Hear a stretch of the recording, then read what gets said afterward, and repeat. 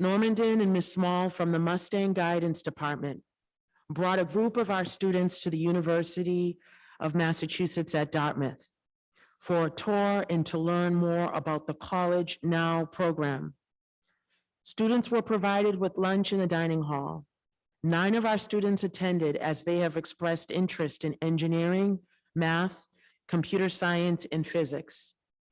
And all were accepted to the university during on-the-spot admissions interviews.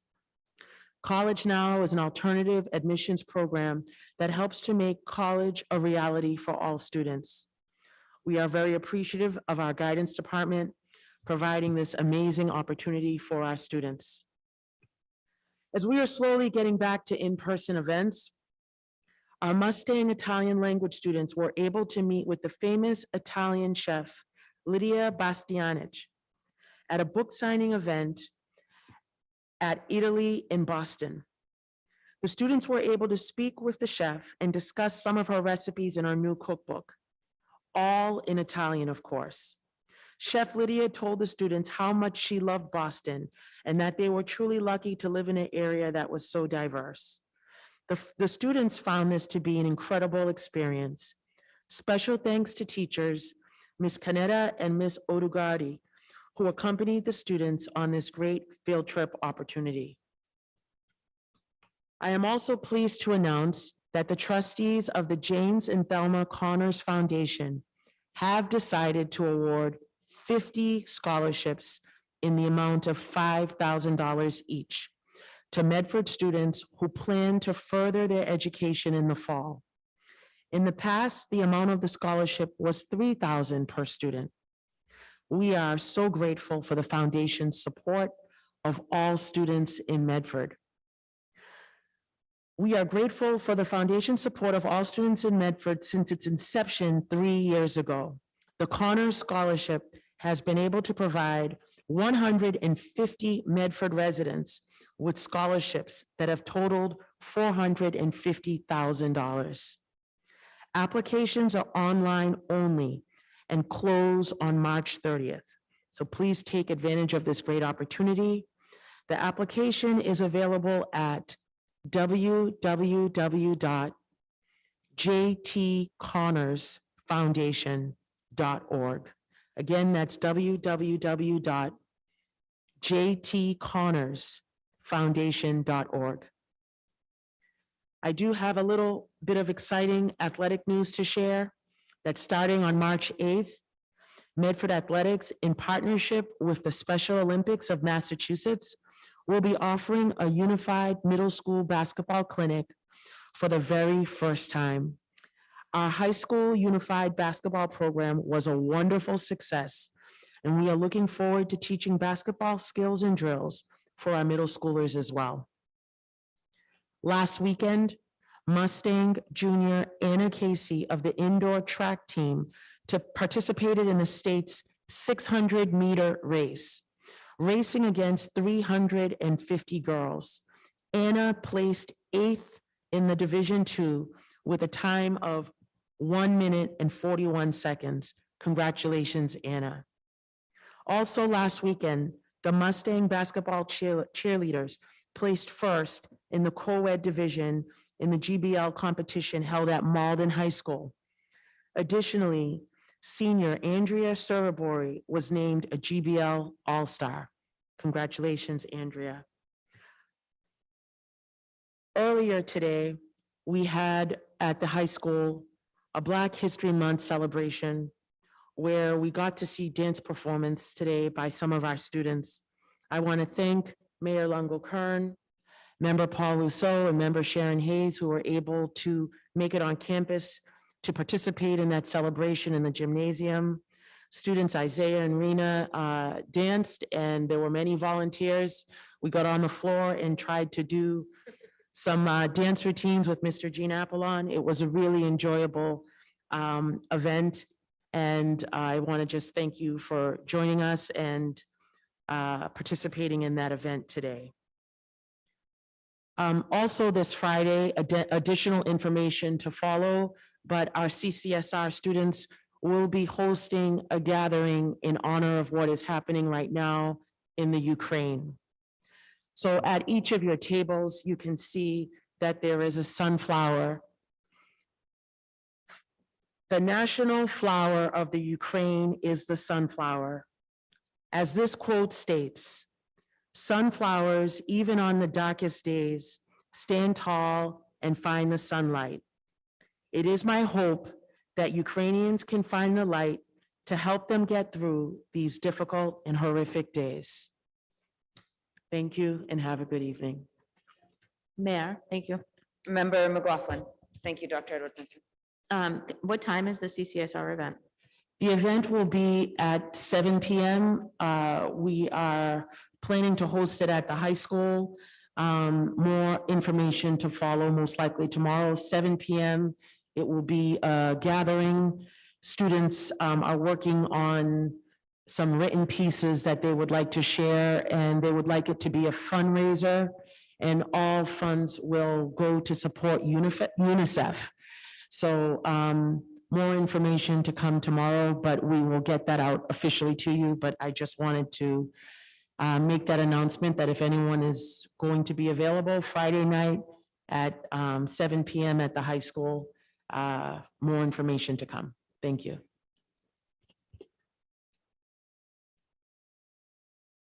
Thank you again. Next up, we have COVID update, Assistant Superintendent of Finance and Operations, Mr. David Murphy, and Ms. Avery Hines, Director of Health Services, who both will report on operational updates and pending COVID shifts in the Medford Public Schools.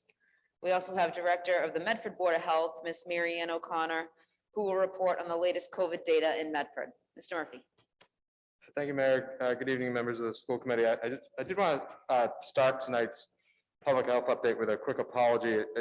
I've learned in the last few minutes that there was an inadvertent date stamp on some of the memos that you received, including tonight's public health memo. So this is, as you know, not agenda item 5.8 on January 24th, 2022, nor any of the other memos from agenda item 5.8 on January 22nd or January 24th. So that's a typographical error, and I just want to make sure that that was noted in the minutes in case there's some questions in the future about this particular event. At least it's dated January 24th on my memo, maybe not on yours. So with respect to tonight's public health update, as the superintendent referenced, the district has extended the superintendent's mask mandate for students and staff until March 14th. As the committee is well aware, the commissioner has lifted the mask mandate statewide as of today, and you have some diversity across the Commonwealth as to how different districts are either transitioning or not. We've made the decision to transition on March 14th, 2 weeks after the school vacation, in part, first in consultation with public health officials, but also in part due to the historical trends of upticks following other school vacations. We know that there's a lot of travel that takes place during those weeks. And I think the point, I'm happy to answer whatever questions, and I know Ms. O'Connor and Ms. Hines will as well. But I think the sort of very short point that we wanted to make tonight is that we understand for people in the community and people in the Medford Public Schools community that there are strong feelings about if and or when to lift the mask mandate. And I think the point that we wanted to convey is that there's an understanding within the school department that masking in perpetuity is not good for students. We know that students from a social and emotional development perspective, wearing a mask for the remainder of their academic careers is not something that I think any public health officials are endorsing or that we think is a particularly good idea. At the same time, there is a responsibility on all of our part to be reasonable and to understand that after 2 years of living with some of the challenges and obstacles that this public health crisis has imposed, an additional 2 weeks of wearing a mask to ensure that some of our most vulnerable students and other members of our community have that added layer of safety and insulation is something that we think is both reasonable and appropriate. And so we feel very comfortable about the timeline that we've established. And we know that the various representatives of our school community will be able to handle this additional 2 weeks of the imposition of wearing a mask as part of a requirement with the same grace and aplomb that they've handled all of the challenges that we as a society have experienced over the course of the last 2 years. And we want to extend our gratitude to the members of the community for their patience and cooperation during that time. Subsequent to March 14th, we know that there will be a responsibility to stay vigilant and to make sure that we're continuing to keep COVID out of our schools and to keep students in school. That's something that we've taken a great deal of pride in the work that we've done over the last 2 years, and that work will continue. And at the same time, the way in which we meet these challenges has to evolve with the evolving pandemic. And so you've heard me say on a number of occasions that our widespread testing surveillance program is not something that was going to be sustainable in perpetuity. As it happens, we've been given a phenomenal opportunity through the free rapid COVID take-home test that DESE has made available, and we are in the midst of that transition as well. This will be the final week of our building-wide surveillance testing program, but Ms. Hines and her staff will still be in support of school communities through diagnostic testing for the foreseeable future. So I think we've provided a lot of information, and not all of it has sort of constituted major shifts from week to week as we've met here. And so I think we'd be happy to take your questions, and if there's any other points that I could more fully flesh out, I'd be happy to do that. Thank you, Mr. Murphy. Member Hayes.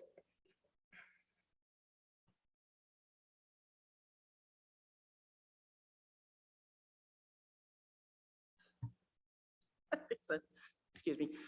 Just to make sure that people understand, because we throw around, there's a lot of terminology, diagnostic testing, just can we go over exactly what will be in place after the pool testing is done this week, so people fully understand the different Sure. levels So of the- I'll defer to Ms. Hines for a clinical definition of diagnostic testing. But I will say that the first layer of installation is the rapid at-home test that will be available, 2 tests per kit, 1 kit for every student and staff who registers for the program, distributed every other week. So that's the first line of defense from a testing perspective, is that rapid test distribution that DESE has made available. And then, as I said, our health services department will continue to be available, offering PCR and rapid tests through diagnostic testing. And Ms. Hines, would you want to expand upon that at all? Sure. So diagnostic testing is something that diagnoses. So it would be one of those rapid tests we would use in the office if a student came to us with symptoms and then confirmed with us, sent out PCR to the lab, which we don't run. It takes about 24 hours on a good day. But again, a student has to have that first consent form that we sent home previously, which is the one that we do through Tufts. It wouldn't count if they have the at-home rapid test consent form. To be able to do that with them, we would have to have that initial consent form to be able to provide that service in school, but we are able to take same day consents. A lot of times we get them over the phone with parents just to make it a little bit more convenient for them, because we understand that maybe you didn't need testing prior, but now, you know, your student's having symptoms and you want them tested, we can help test and diagnose them right there. I'll just add, as we always do, that if you are symptomatic, you should not come to school.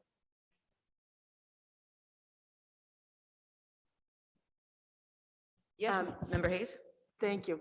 I know I've had several questions from people in the community about for families that may have someone living with them who is high risk for any number of reasons, immunocompromised, or older, or too young to have the vaccine. And I think I already asked this personally of Avery Hines. I just want to make sure that everyone gets to hear it. Is there a way, or how can families, since we're not doing contact tracing, if they need to know, if they really have a reason to need to know if there's someone in the class who's test positive, because they want to have that information in terms of the person at home that's at risk, how can they, or can they, is there a way for them to go about talking? I think what Nurse Hines had said was have them talk to the school nurse. I just wanted to make sure that Sure. kind of got out in a public forum. No, I appreciate that. I think that's important information to be shared, Ms. Hayes, so I appreciate that opportunity. I'd ask Ms. Hines to comment on that. One point I want to add to something I said earlier. Our transition on March 14th is to a mask optional period. And so if families have specific circumstances that they are more comfortable with their children continuing to wear masks, they are absolutely welcome to do so for the remainder of the school year. But Ms. Hines, do you want to comment a little on the contact tracing front? Absolutely. So just as we've always done, contact tracing is very individualized. And if you or someone you know or someone you have at home needs to be extra vigilant, we just ask that you let your school nurses know. we think of every student in the building every day. So if we hear of something that we feel that a family needs to know about, we will do our best, while maintaining someone's confidentiality to make sure that someone that needs to know will know. Thank you. Thank you, Mr. Murphy. Thank you, Ms. Hines. Thank you.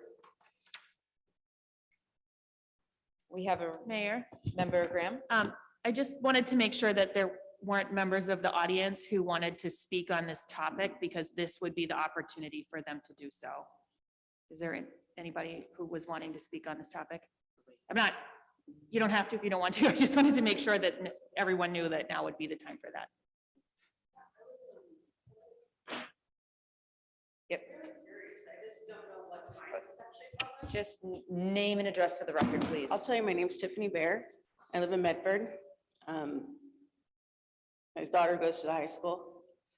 I'm just really confused as to where you get your science from. If it's just the CDC, because I've called your office before and you said, oh, we're just following the CDC's guidance. Okay, and now we're gonna wait 2 weeks to unmask our kids.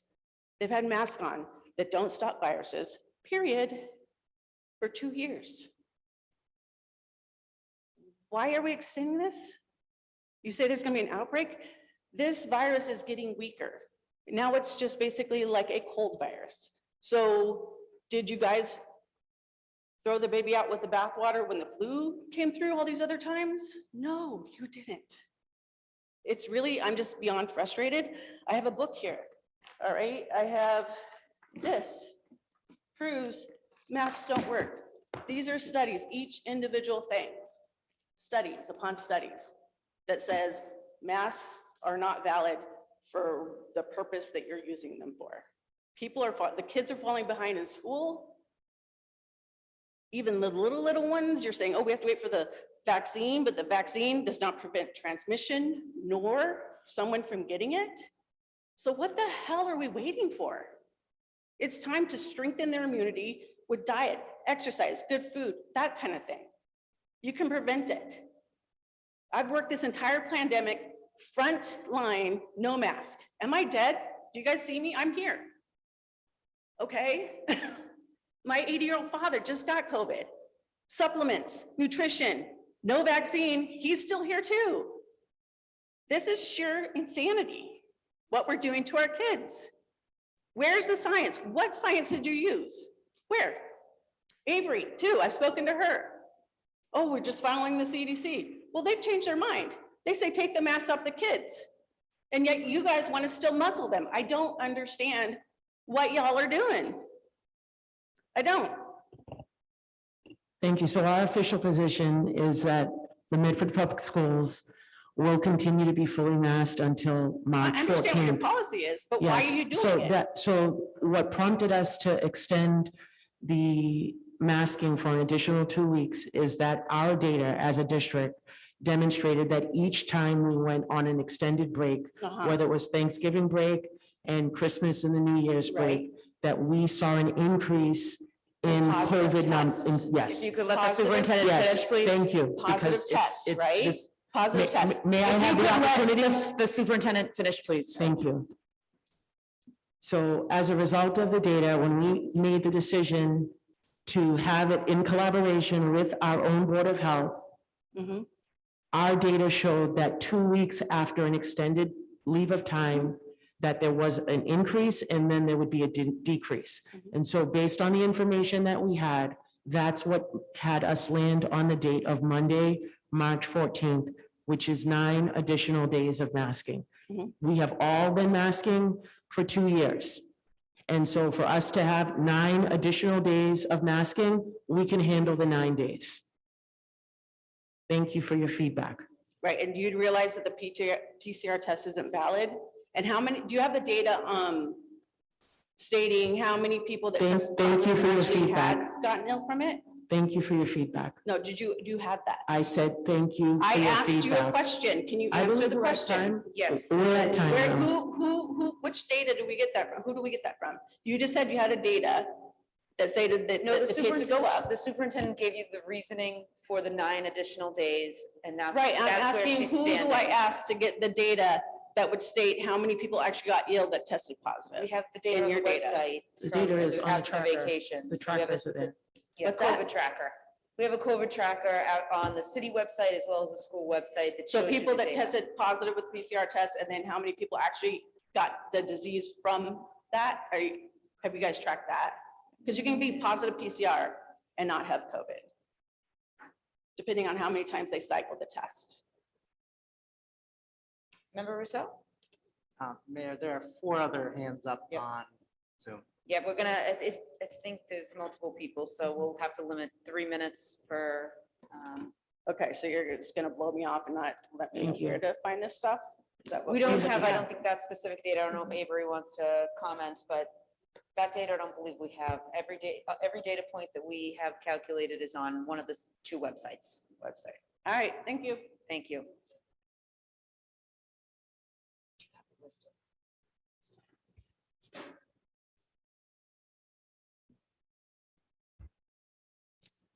Andrea Pocaro.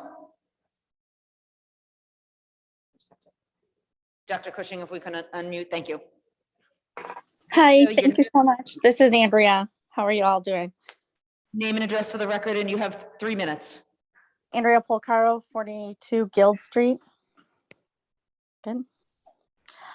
Thank you so much for letting me speak. I just wanted to say quickly that while I heard the reasoning why you think masks for another 9 days is important and no big deal, I just wanted to point out the obvious that literally the Board of Health removed the mask mandate for everywhere indoors in Medford. So it appears as though school is the only dangerous place to be.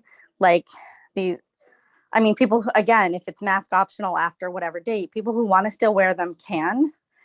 But everyone else that doesn't want to wear them, they're living their lives going into anywhere in Medford with no mask until they have to come to school. And you say, oh, it's only 9 more days, like it's no big deal. For some people, it's a huge deal. My children aren't even in school anymore because they were treated so poorly last year when they had a doctor's note to not wear their mask. They had a doctor's note and they were still secluded and isolated and everything from their friends. And they didn't get they didn't get to pick their seat. They were pushed off into a corner.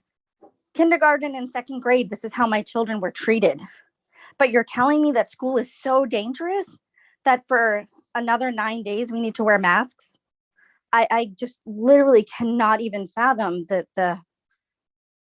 I can't understand where this comes from. And I think to say it's only 9 more days is really condescending, because for some people that's a huge deal. And it's been 2 years on these little innocent children who are not getting sick and who haven't gotten sick. And I too would like to see the data that shows not the positive test, because we all know a positive case means nothing unless you get sick. That's when we really need to be concerned, if you're getting sick and if you're dying. So I too would like to see the data not only on the positive cases, but who actually got sick from those positive cases. Because if every single person in the school was tested positive, but nobody actually got sick, who cares? So I too would like to see that data that you guys are basing that on. Thank you. Thank you, Andrea. We have M. Trin. Name and address for the record, please.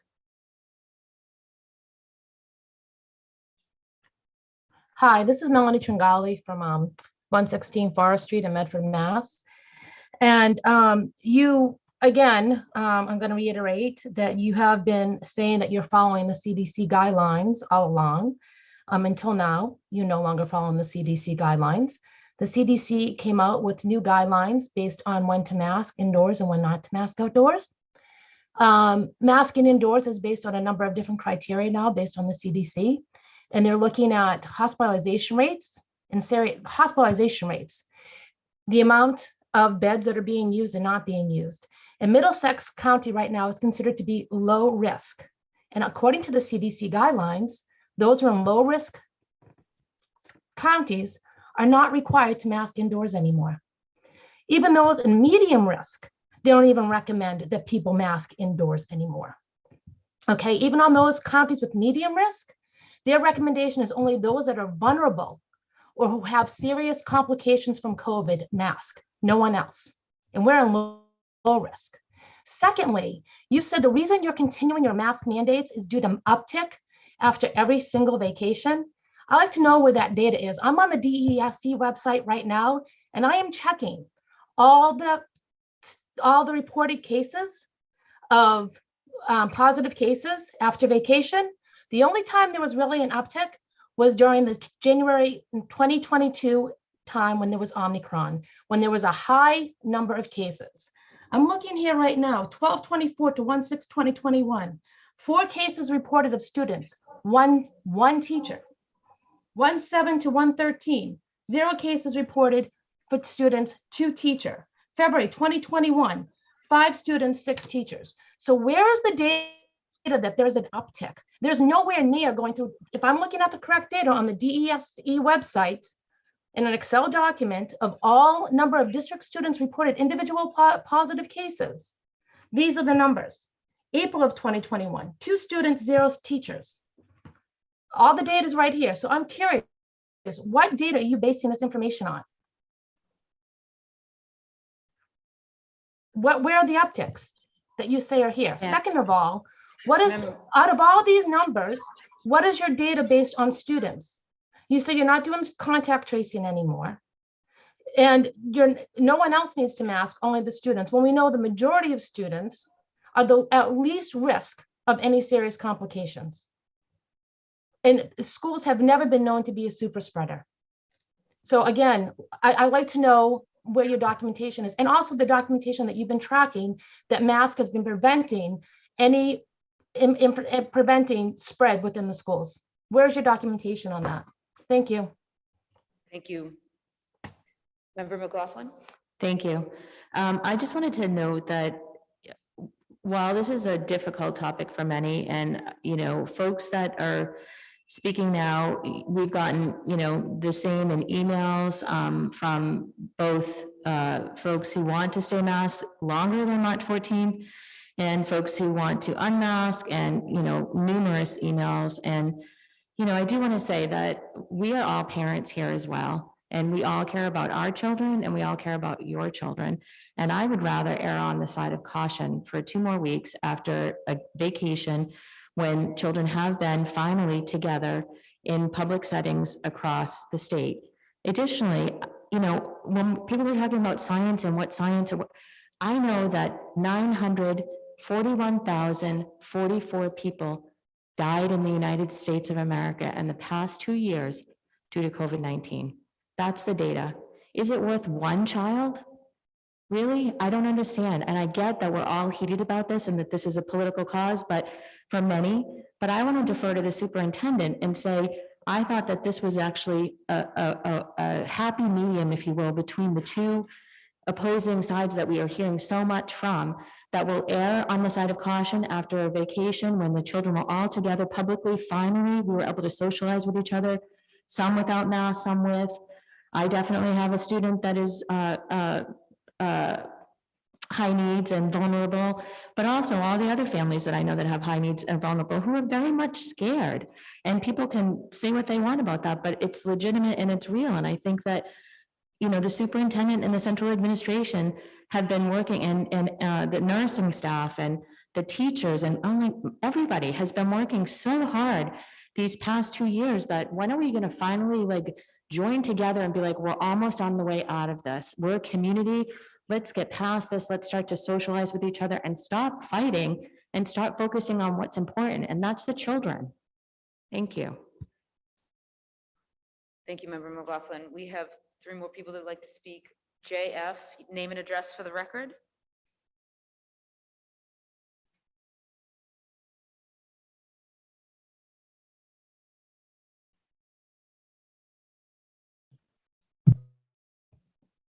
JF, name and address for the record.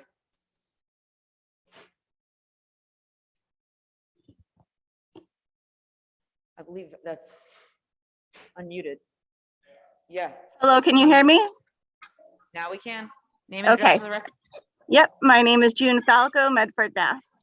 I have first a statement because of the statement that was just made briefly. And then I have a question, which has not yet been answered to me. So it was just stated that over 944,000 people have died in the United States of COVID-19.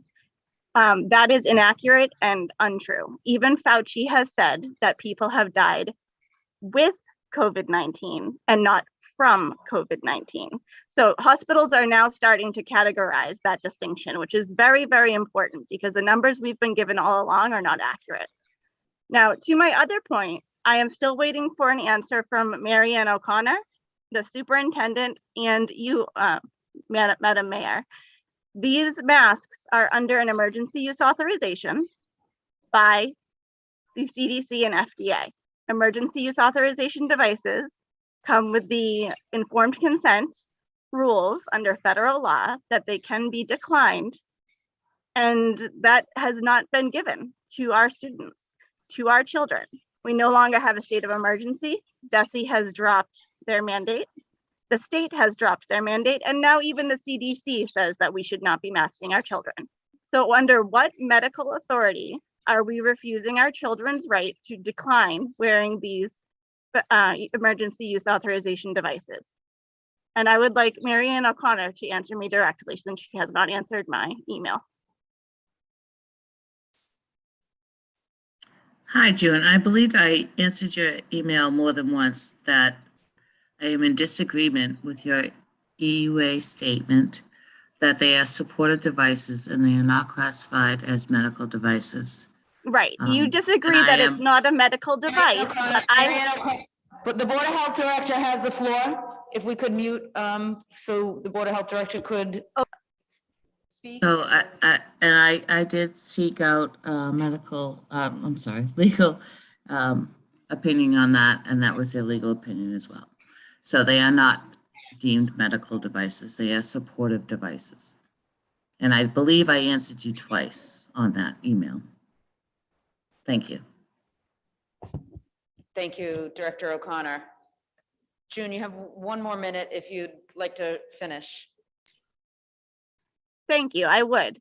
Yes, you did answer me. And we were going back and forth about what they were categorized as. And you don't want to refer to them as a medical device. I give you, I don't really care what you call them. I gave you the direct link that states from the CDC website stating that cloth masks are under an emergency use authorization. Full stop. So if it's cloth masks are under an emergency use authorization, then those are informed consent masks, and the children do have the right, or parents as their caregivers, to decline them. So whether or not we want to say they're a medical device, quote unquote, or not, that point is moot. They are, and I have sent you that picture, and I'm happy to send it to whomever from the CDC website themselves and FDA, stating that cloth masks are under an emergency use authorization. That point June. is not up for debate. I'm sorry, June, I disagree, but How we do you can disagree? take this offline because to be under emergency use authorization, they would have to be deemed a medical device, and they're not. But we can take this, I can follow up with you tomorrow. Thank you. Next up, we have Adam. Hello, Yes, your name and address for the record, please. Jessica Healey, Full Off Road. I just have a few questions about the masks. Pretty much, I know you guys are saying that you're doing this after the February vacation, extending it 2 weeks for the uptick in cases that happen after break. I just want to know if we take them off our kids March 14th, a month later comes April vacation. So after April vacation, do we mask our kids up for another 2 weeks, then take it off and go on summer break and come back in September and mask again? And also for the buses, it's saying that the kids still had to wear a mask on the bus for the federal regulation, but the CDC actually dropped that February 25th, and you guys have not said anything regarding the CDC dropping that. So I just wanted to know about those two things. Thank you. I don't know if Ms. Murphy, you want to comment on the bus, but I know as far as April vacation is concerned, we're hopeful and confident that the case count will be on the decline and we will by no means hopefully have to wear. That's the great. mask There- mandate And there's the no- rapid, the rapid tests as well. Yeah, to help. the first layer of insulation is the rapid tests. There's no plans to institute a mask mandate as of now after April vacation for the reasons that the mayor just referenced. With respect to the buses, that guidance has obviously just come out very, very recently. We have begun conversations with our bus vendor with respect to how the mask mandate may change. And it's an ongoing conversation with a vendor that we have and would like to maintain a strong relationship with. I expect we'll be able to update the committee on that next week. But as of right now, that mandate, the local mandate, is extending until March 14th, and we'll report back to the committee next week as to whether or not that will change. Thank you, Mr. Thank Murphy. Kim D, name and address for the record, please. Kim DeGregorio, 83 West Street. I am the mother of a 4th grade child and a 6th grade child. My 4th grade child has a chronic medical illness. I wanted to thank the superintendent and the school committee for extending the masking until the 14th. And for those of you that think that your children are more important than mine, that is very disheartening.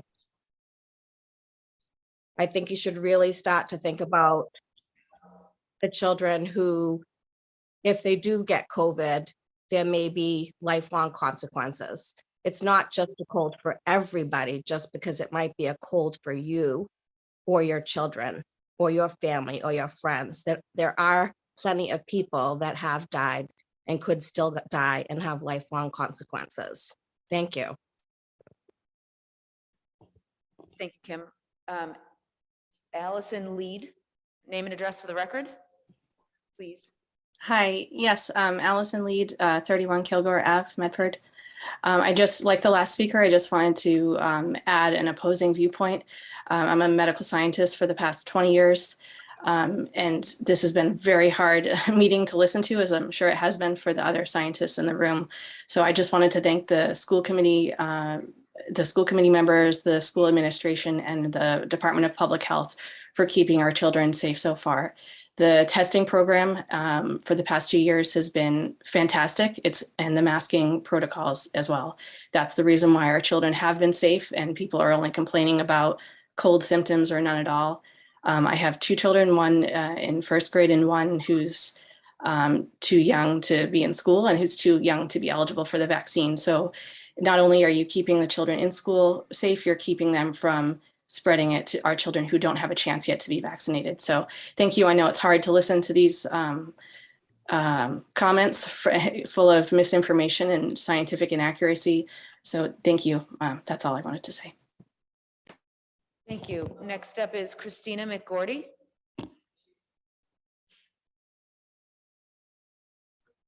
Name and address for the record, please, Christina. Hi, my name is Christina McGorty, and my address is 24 North Street.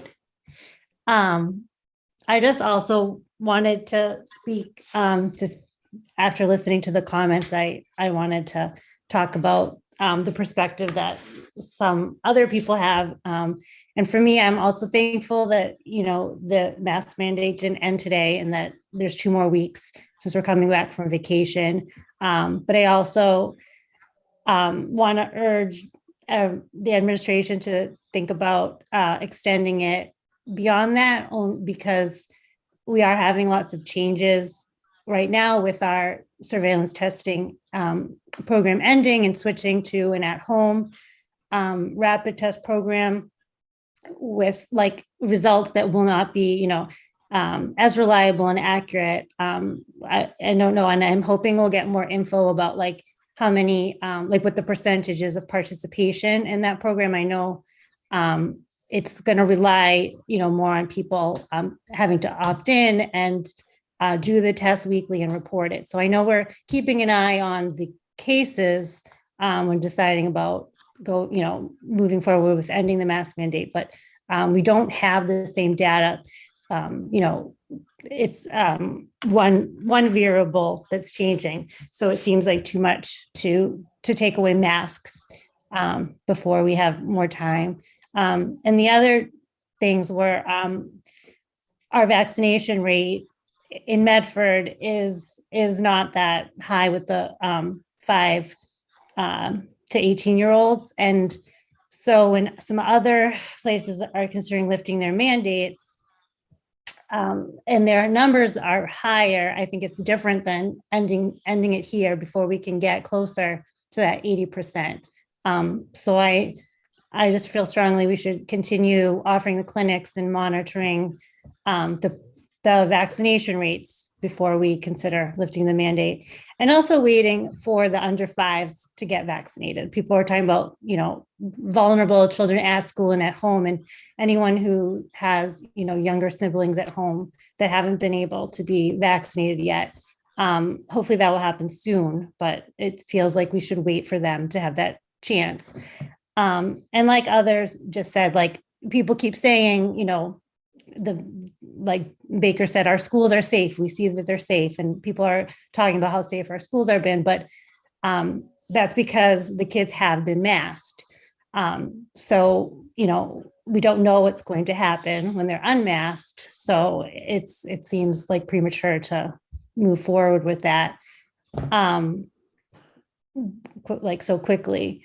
And the other thing is, I don't know, talking to someone today in another district, they talked about that they may be unmasking in the high school first.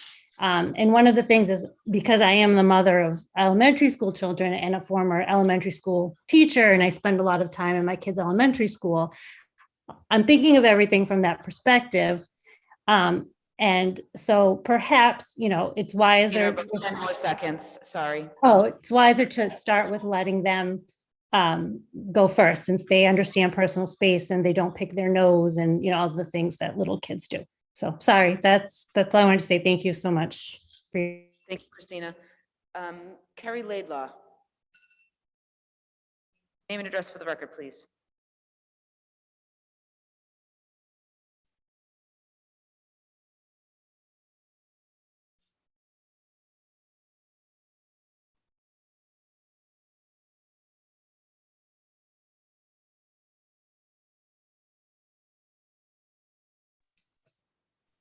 Hi, sorry, Carrie Laidlaw, 194 Fells Avenue. I just have a basic yes or no question for you guys right now, because we can go back and forth all night with this whole thing, with the debate. Everyone has their opinions, and I know everyone's been working their hardest to keep everybody safe, and I appreciate that. So haven't I, as a woman who could not wear a mask for 2 years and who has remained COVID unvaccinated. Okay, so no, I'm not here to kill the world. I'm not here to hurt children or hurt anybody, like the things that have been said about me. But I just have, like I said, a yes or no question. Will the children be discriminated against if they turn up to school without a mask before the 14th? I was told no, and I just want to confirm that with you all. My children did go to school today, mask free, as there is no longer a mandate in place in the state of Massachusetts.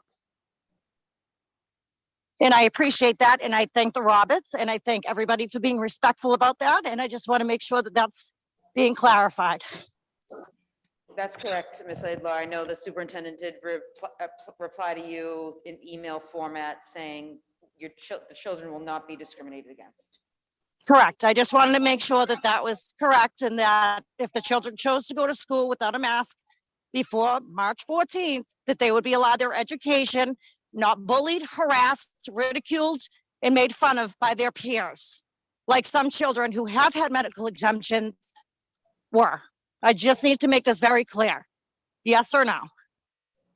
They will not be discriminated against, and discrimination and bullying is not tolerated. So I'm sure the administration will act accordingly. Thank you very much. Have a great evening. Thank you. Next up, we have Melanie Raylan.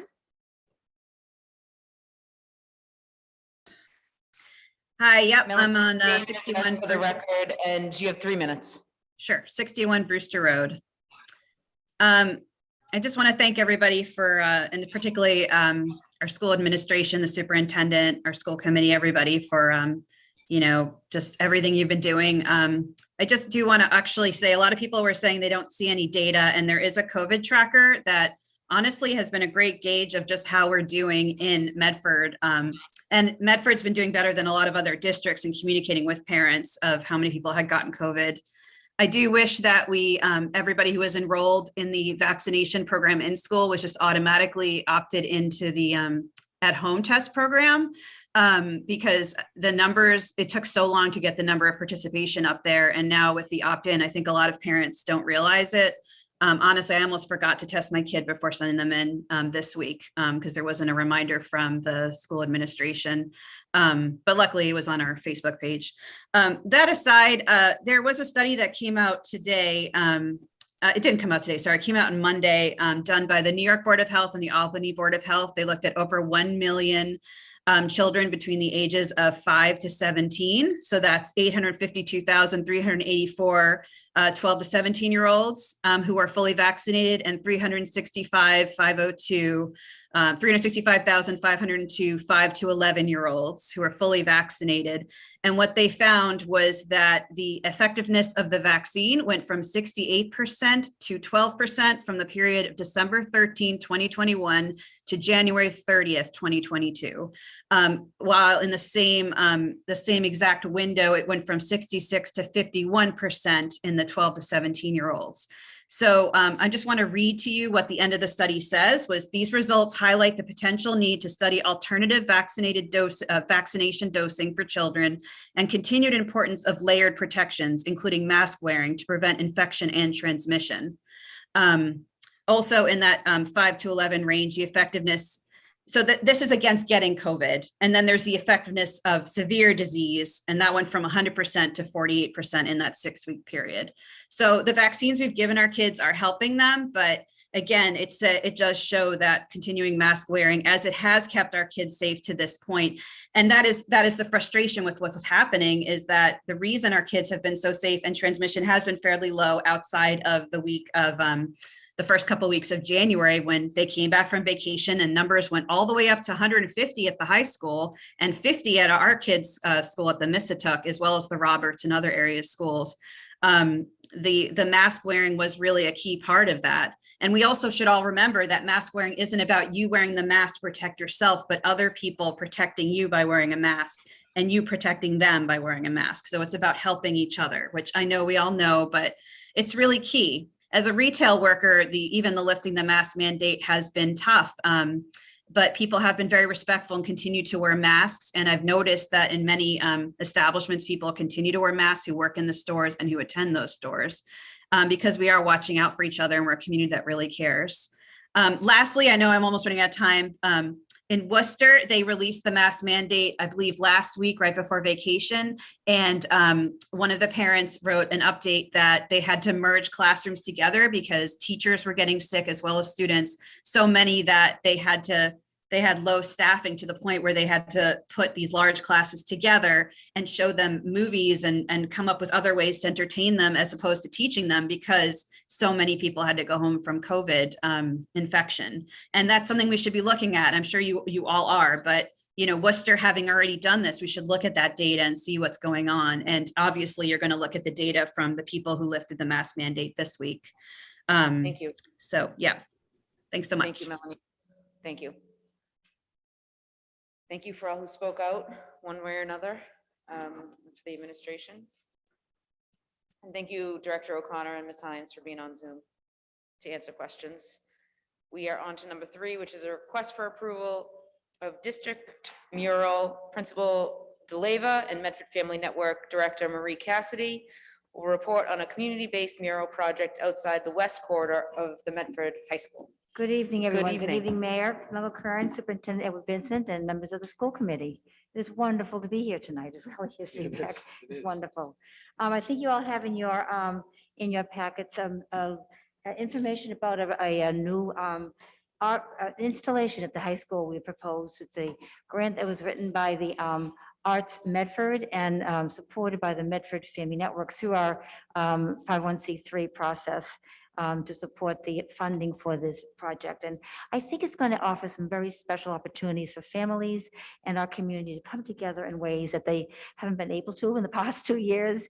It's a series of kits that will be brought together using the Mosaic media and have a beautiful installation that's created by those families or groups of friends or adults who want to bring together their creative expression and bring it all together under the auspice of the Arts Medford program. So we're hoping that this can be a beautiful way to adorn our high school. And there was a concern, Paul, about the. Yeah, so the reason why I'm also here to support Marie is going back to putting the mural at the Andrews. You know, there was a lot of discussion of, you know, making sure that we were able to not paint on the rocks, but make sure we could screw it in and we could take it down if we needed to. Just, you know, you never know what happens to a building, and therefore we do it in the same reason why we're here is asking is we're planning to do the same thing with the mosaic of putting it on panels and screwing it into the building. And then if we need to take it off for whatever plans for the high school, I don't want to get ahead of myself, but for whatever plans are going to the high school, that we have the ability to keep the mosaic and utilize it, whatever new structures there. And even if we have to move it to a different area of the building, we can do that as well.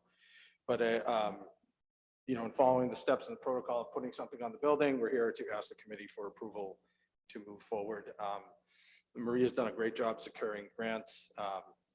And I think going back to the days of when we did the mural outside of the Andrews and we had paint days and things of that nature, was great for the community to come together, and everybody, you know, myself included, we all found a piece and we all kind of put our heart and soul into it. So I think we're looking to do the same thing for this mosaic as well. Thank you, Principal DeLaver and Ms. Marie Cassidy. Is there a motion on the floor for approval? Second. Approved by member.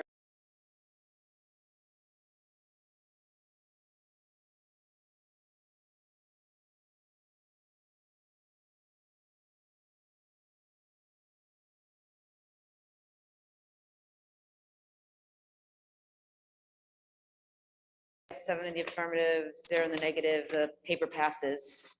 We can't wait to see it. Thank you very much. Thank you.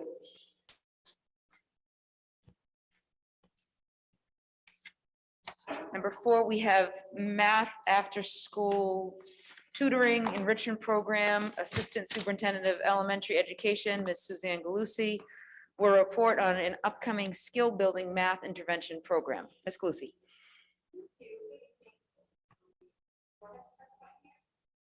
The little person with the amplified voice, or Mr. McLaughlin can turn you on. Thank you. Okay, there we go. Good evening, Madam Mayor and members of the school committee. In a minute, Dr. Cushing will display the brief slide deck I have just to explain the extended day math opportunity that we have for students at the elementary level.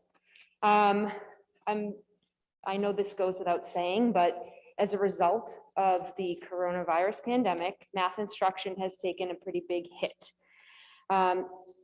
In a recent study from the NWEA, student performance in math when compared to any other content area has seen the largest deficit throughout these 3 years of the pandemic. There's several reasons for that in relation to the other content areas, but some of them are highlighted here. So lost math instruction really cannot be duplicated. So when students are absent for various reasons throughout this pandemic, mostly quarantining, the direct instruction that they receive from the teacher cannot be replicated. So students really, many students struggle. And when they are not there for the direct lesson and all of the learning that comes through during that lesson, it's not so easy as having parents work with them at home or send a remediation packet home. That instruction is key. Unlike Title I and remedial reading services in Medford, any Tier 2 math supports are provided by the classroom teacher in the elementary schools. And I think oftentimes parents, not all, but I think some feel more comfortable maybe working with their students on reading and at home. And so I think sometimes the math piece can be a little difficult for families to help with their students while they're at home. So therefore, we would like to offer an extended day opportunity for math for targeted students that have lost instruction due to various reasons, mostly quarantining, throughout these 3 years. So we're in the process right now, I'm in the process right now of working with educators to look at various data forms in order to target students that would benefit from this opportunity. So that includes our math data. So for this year, we've had 2 rounds now of data that teachers have to be able to work with. We do have MCAS data for students that are currently in grades 4 and 5. We can't include grade 3 yet because they didn't take it last year. I will say though, a little like asterisk to that data point is that last year, not every student took the MCAS, and then some students were home. So in terms of like the validity of data, we're really looking at like the map data, as well as corresponding math data that teachers are using in terms of their curriculum assessments and associated work, along with attendance reports and quarantining reports. All of that data teachers are working through. They are providing student names for eligibility, and we're having a panel review to go over that data for eligibility. Then letters and emails will be sent to families telling them that their child would probably benefit and inviting them to this opportunity. The format for this, we would like to start the week of March 14th and have it be twice a week after school until 4 p.m.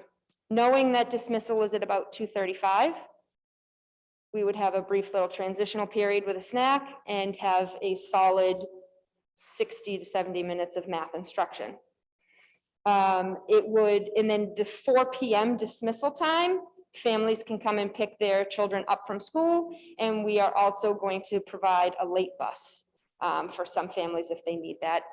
And or if some families attend, if these students also attend other after-school programming in Medford, the late bus could bring them to, the YMCA or some of the other locations. So I'm working with Megan Fidler-Carey and David Murphy on the late bus transportation piece.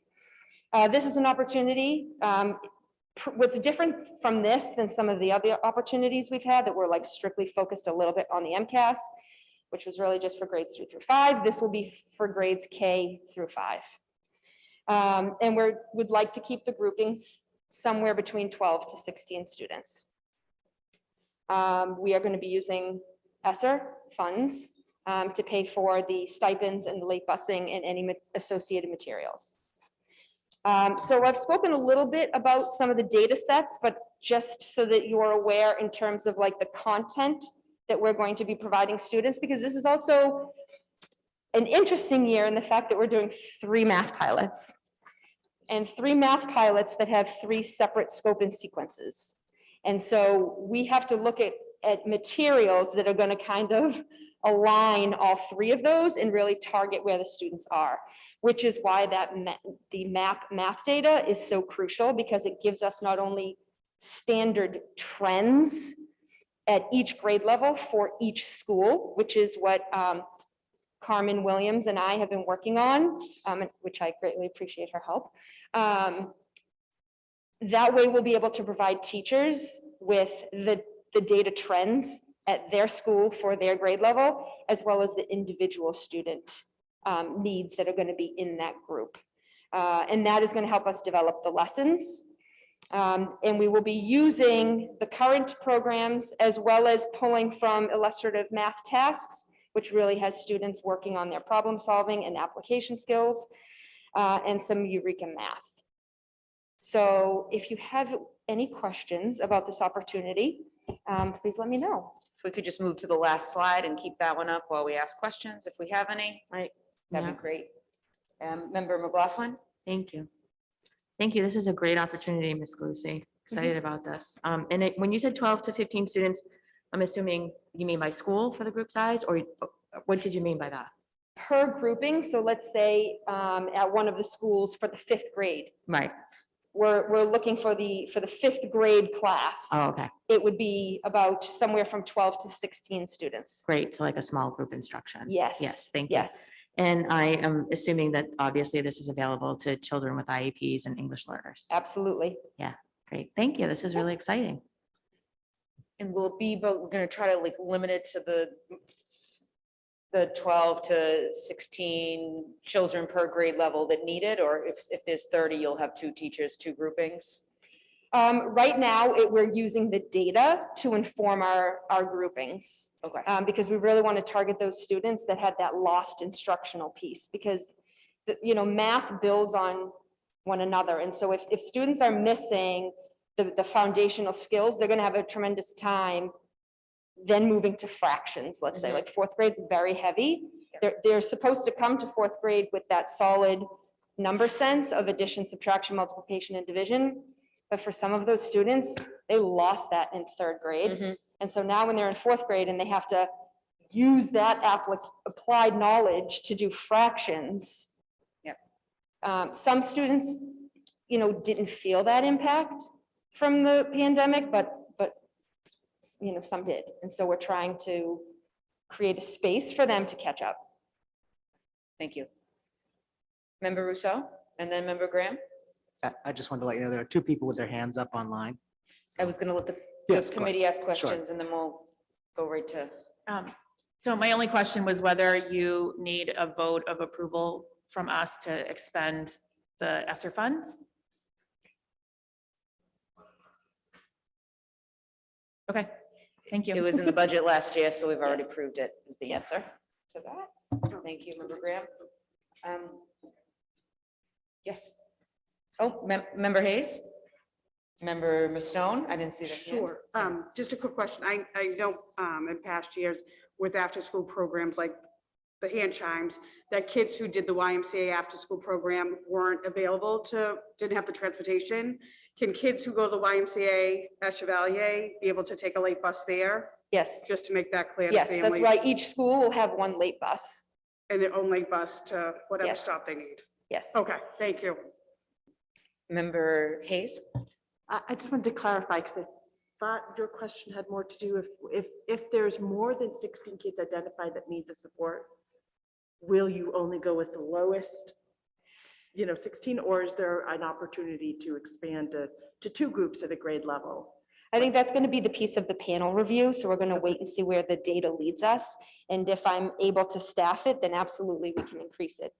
But I have to wait for the review piece of that. Yeah. So on that, can we get an update when you review the data? Because it's 2 weeks away. So I mean, by the Sure. time, yeah. Love to know how many groupings in each school we have, so we can make sure everybody's getting serviced if they need it. We have 3 people, Mayor? okay. Mayor. Oh, yes, Member Rousseau. Thank you. I actually had a question too. Thanks to Member Hayes, I do at least. So I guess to get a little more specific, I just want to know that, we've had this issue where all the elementary schools are not the same. And I believe it's the Title I reading, where effectively you take the bottom from some test, the bottom number of students, and they get the services, and the cutoff is per school. So if one school, the bottom is all the way up here, those students get services because there's nobody down here. But at another school, because there's so many students that are further down, they get services, but the kids at the same level as another school, they don't get services. I want to know that when we do this math to determine what students need services, that it's the same across the district. It is. So we won't have students who, had they been at a different school, they would have gotten services, but because they're at school X, they don't get it. Yes, no.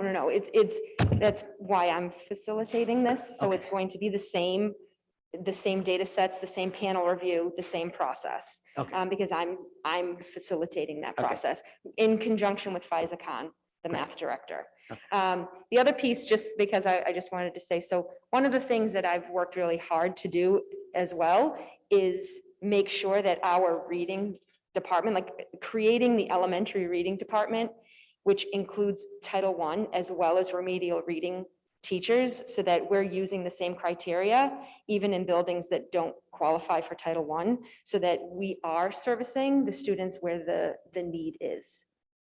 Just because we're just trying to tweak that process a little bit. Okay, you know what I'm getting at though, in that. I 100% do. Okay, that's all I really. Yes. It's complicated to talk about without specific data and teachers and schools and all Yep. that, but thank you. Mayor, I just have one more. Member McLaughlin. Thank you. When you get the data back for the review that you'll share with the school committee once again, can we just get some indication of if it's not exposing children, for example, their privacy, some data of the collective, how many children with IEPs and how many English learners are in the category. So disaggregated data by demographic. Yes, I just want to make sure that I see what the groupings look like so that I'm not exposing the confidentiality piece. Thank you. We have a few questions on this topic. Adam, name and address for the record, please.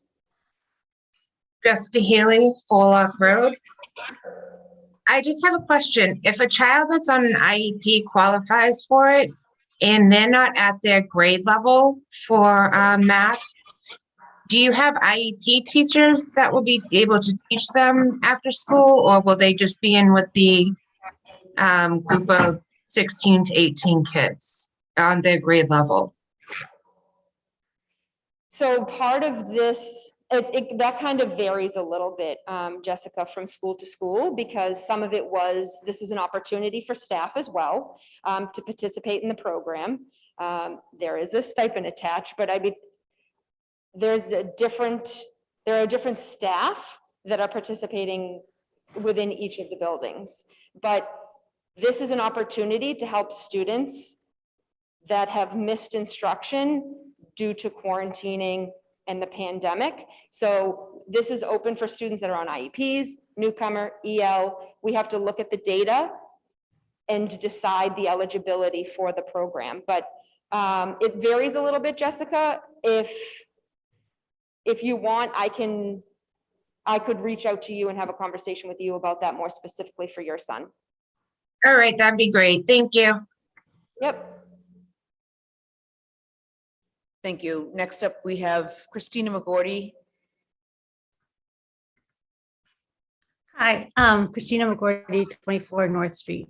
I just wanted to know, just when I was looking at the section about like the curriculum and materials used, I think this would be like a wonderful opportunity for the kids to do more conceptual building and like doing games and hands-on things that like I know will hopefully be happening more with the new curriculums we're piloting, but obviously with envisions don't happen. But having these like smaller groups where they can have a little more freedom and target in on concepts with things like that, I think would be amazing. So I just wanted to note that.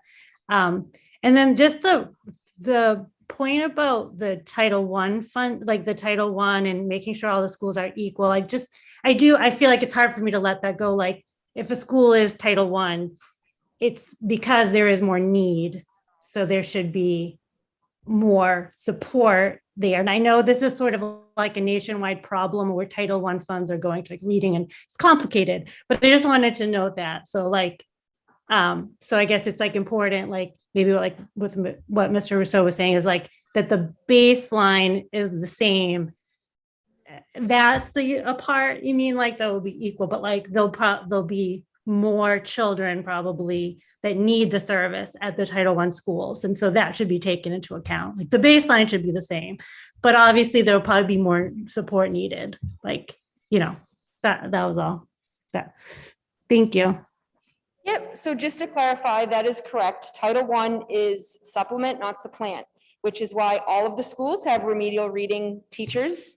And then the schools that qualify for Title I services additionally have Title I reading teachers. So that piece is correct.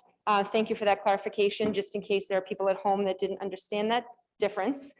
And I completely agree with the hands-on interactive, which that's the piece that the illustrative math tasks bring in to this program so that students can take some of the applied math skills that we're going to be remediating and enriching and use that to create or complete the hands-on tasks.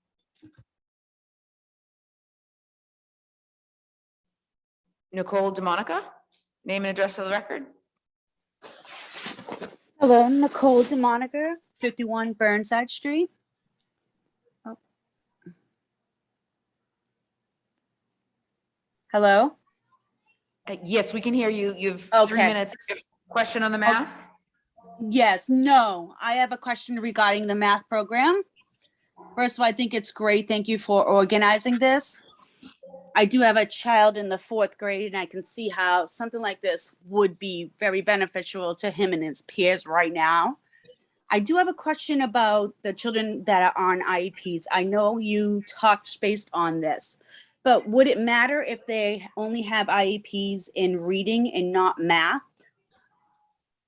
to qualify? No, nope.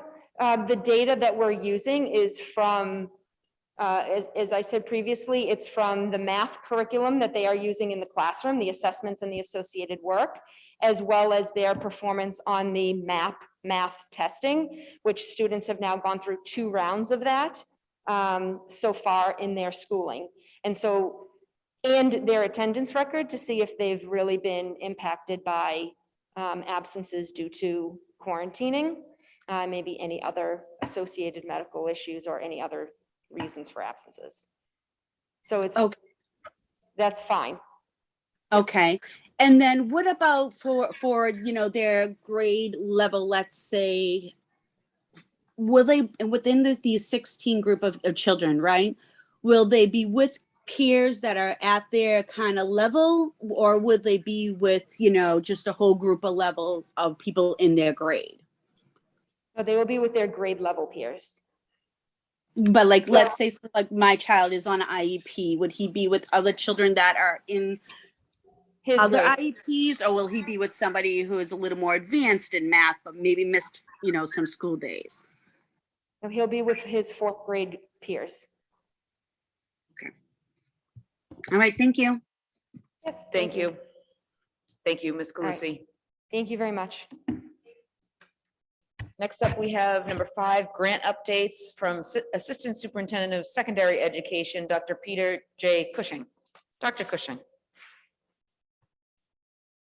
Thank you, Madam Mayor and members of the school committee. I really appreciate the opportunity to come and give you a quick report today on 2 grants that we have applied for. One is confirmed. It's a financial literacy grant to help our students purchase some curriculum materials, as well as to support the Credit for Life program that former assistant principal Gail Trainer ran for much of the time that it was in existence. The program predates me, so I don't have the full history to share with you, but it is a valuable program that is typically available to our junior class. But with the pandemic, I know that we are looking at other classes that may have missed it. So that's one that is a grant confirmed. Another one that we've applied for and we have high anticipation that we'll receive it just because of the way the grant is structured, is a $55,000 grant for a 20-hour math academy for secondary students, grades 6 through 12, over April vacation. I will let the committee know that I'm concerned about the challenges of recruiting staff just because of the stress, anxiety, and the challenges that many educators are facing. But we are able to offer, I believe, $3,500 for the 4 days of work because there is a state holiday, Patriots Day, on that Monday. And while we could offer the program through Saturday, we plan to offer 5 hours of math instruction, diversify it with some games, some other things to really help the kids. Everything will have a math focus. But we do want to make sure that you're aware that it will be a rigorous program. And we should be able to get a number of teachers in for a really good stipend for those 4 days and some planning time. We'll provide breakfast and lunch for students, and we'll have about 10% of that total would be for any materials that we might need. I would like to really thank Michelle Bissell and Faiza Khan as two people who stand out as for really helping us with both of these grants. I apologize to those people that I may have forgotten with the financial literacy grant, but I believe it was Mr. Fallon, Mr. Rose Walker, and Mr. DeLaver as well to help us get that in. And every little bit helps to help our students. Thank you. Any questions? Thank you, Dr. Cushing. Member Mustone? Yes. How do students, do they self-identify that they want to do the math program, or would math teachers? So, yep, we're going to work with math teachers as well as looking at our map growth data, looking at historic MCAS data, and just really trying to get an overall picture. We don't want any one piece of data to really dictate, but to try to develop an entire picture of the student to be able to bring them to this and invite them. We're going to keep the groups small, about 12 to 15 students, so that we can get maximum impact. Right, so students who struggle with math, and this is, I'm speaking as a parent of kids who struggle with math, it would be hard to sell them on 5 hours a day of math over April vacation. So is there some sort of incentive we can give to the students who participate? So the grant would not be able to pay for incentives. I can go back and double check it from our reading of it initially. There would not be any grant specific incentives, but we might be able to also look at what else we might be able to fund. Okay. And I agree with you. As someone myself who struggled with math and had the misperception that there was a math brain and an English brain. Right. I will say that thinking about 20 hours of math instruction, as beneficial as it may be over vacation, might not be the most appealing thing to students who might be looking at spring that has sprung. Okay. Thank you. Yep. Mayor? Yes, Member McLaughlin? Can we get an update on how many people did enroll and how? Absolutely. Thank you. Yep. Thank you. Thank you, Dr. Cushing. Yep, Member Graham? Do either of these grants need our approval? Okay. No. I just want to make sure. We just, at a previous meeting, mentioned about knowing about grants. So as they come up, I know that we've done back-to-back now. That won't necessarily be, but wanted to give you the information as it comes. Yeah. And we don't have formal approval on the second one. So I just want to make sure that everyone knows that the way it's set up, we highly anticipate, but just wanted to make everyone aware.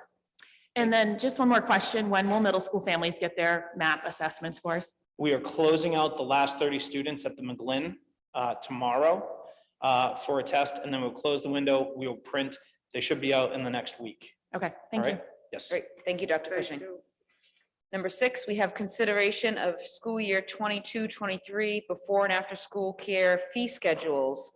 Assistant Superintendent of Finance and Operations, Mr. David Murphy, and Director of Student Family Engagement, Ms. Megan Fidler-Carey, will report on proposed fees for fiscal year 22-23. Ms. Fidler-Carey, how are you? Hi, how are you? Thank you again, Mayor. In your packets, members received our presentation along with a memo from Ms. Fidler-Carey and myself.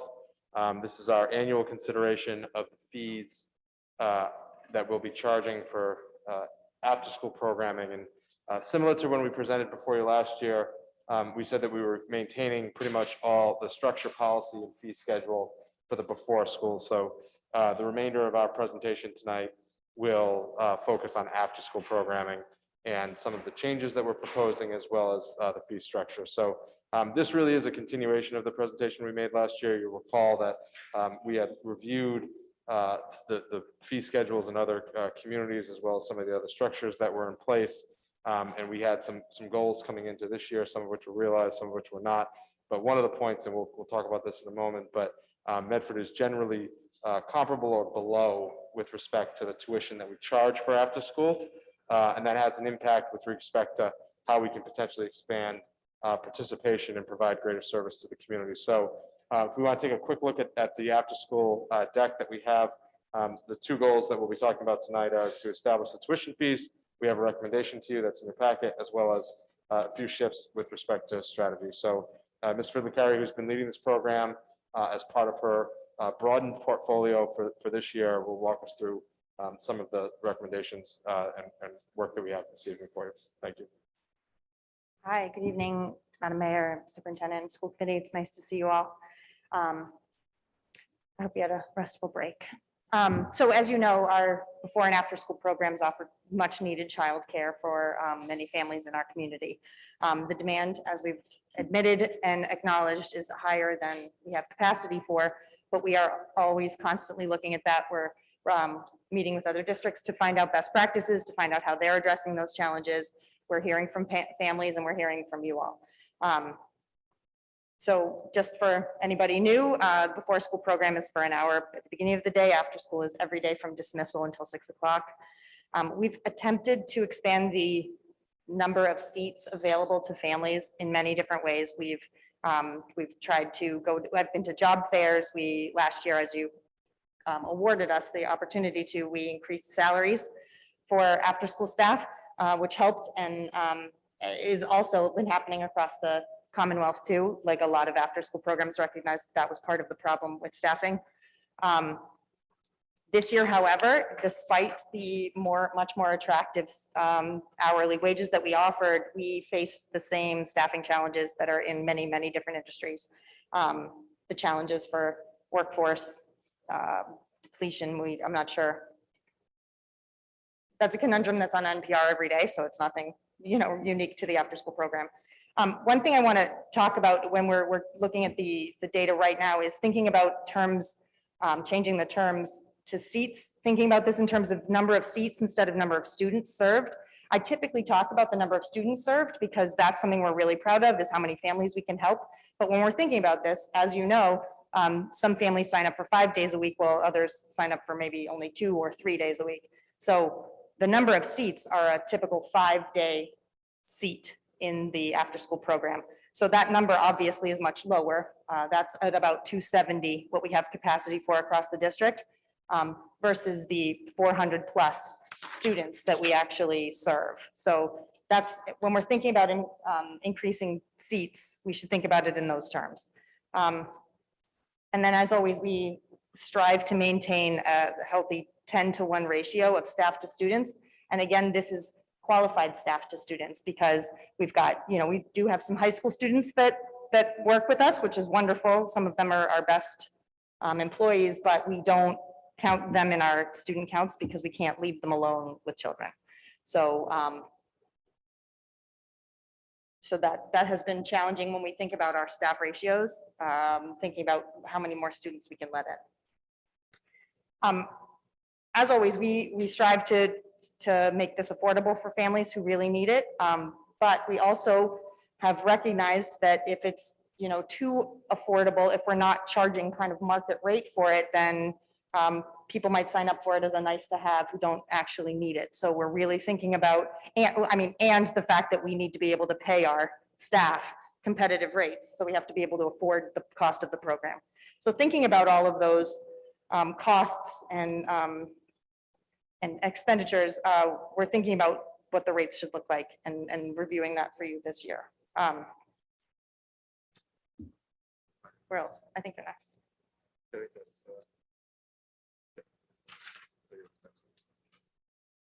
This is a slide that you saw last year and it hasn't much changed. Therefore, we can decide who's going to talk about it. Thank you. Next slide.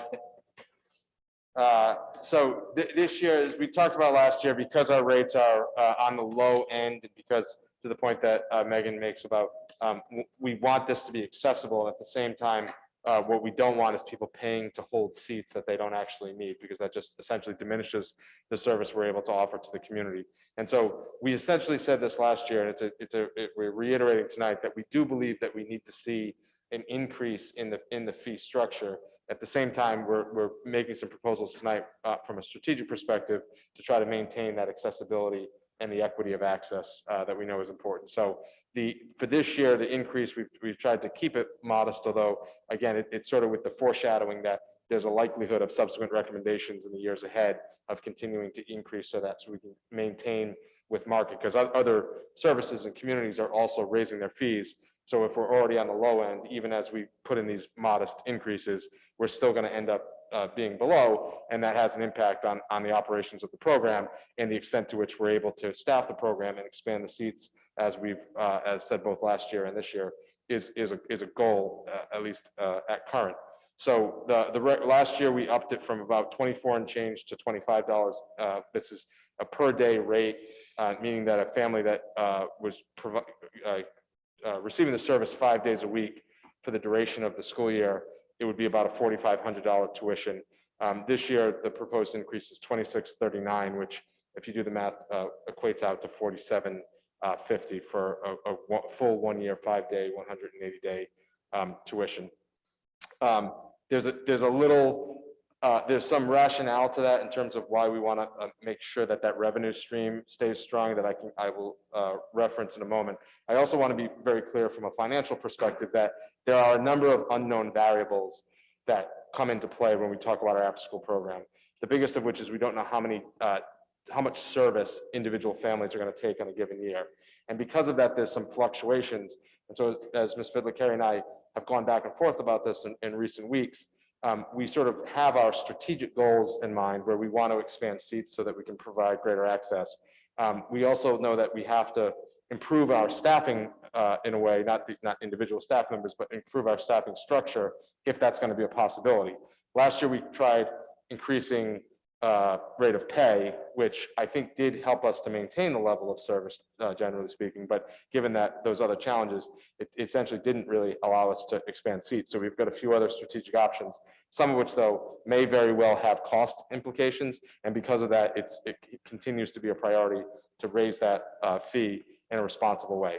That second bullet, and this is something that I know there's been a lot of conversations about, but I honestly don't know if we've spoken about in this forum before. But we currently make available to families, or I should say we are enrolled in a program with the state, that makes available to families vouchers through the Department of Early Education and Care. And those vouchers have the purpose, or the intended purpose, of creating access to families who have economically disadvantaged children to be able to get into the program. And so it sounds like that's something that it should advance our goal with respect to equitable access. Unfortunately, one of the things that we found in looking at the percentage of families that are designated as economically disadvantaged and the percentage of families that are actually enrolling in and receiving the benefits of this voucher program is that there's a clear inference, and I'm editorializing a little bit, and certainly, again, I want to stress that we think EEC has great intentions and that the intention of the voucher programs are good ones, the ones that we share. But there's evidence, or at least inferences, that we're actually creating a barrier for families who want to have this access. And that problem is compounded by the fact that if we were to institute a hardship application in which we could discount the tuition for families based on being economically disadvantaged or other extenuating circumstances, the voucher program would then reduce our rate of reimbursement, which would then sort of have the double problem of being administratively burdensome for families and not really providing a financial incentive for the district, which again is necessary in order for us to maintain the staffing to maintain and expand the seats. So it's sort of a domino effect where the state's intention is to create access, but because they're so administratively burdensome, our families aren't accessing them in significant numbers. It's also extremely administratively burdensome for the district. And so if the floodgates opened and all of a sudden everyone applied for the vouchers, we would have difficulty under our current staffing structure to be able to complete our administrative work and to be in compliance with the vouchers. So essentially, they're not particularly advantageous. And so our proposal, looking ahead, is to, well, again, we don't think they're beneficial now, and I think it is something that the committee would, could and should consider as to exactly how much longer you want us to continue to use these vouchers that we think are putting families at a disadvantage. But assuming that we want to continue that, at least for the next school year, what we would recommend, and Megan can speak to how many districts have exercised a similar option in terms of backing out of the use of vouchers. What we would recommend is families have this school year, 22-23, to enroll in the voucher program.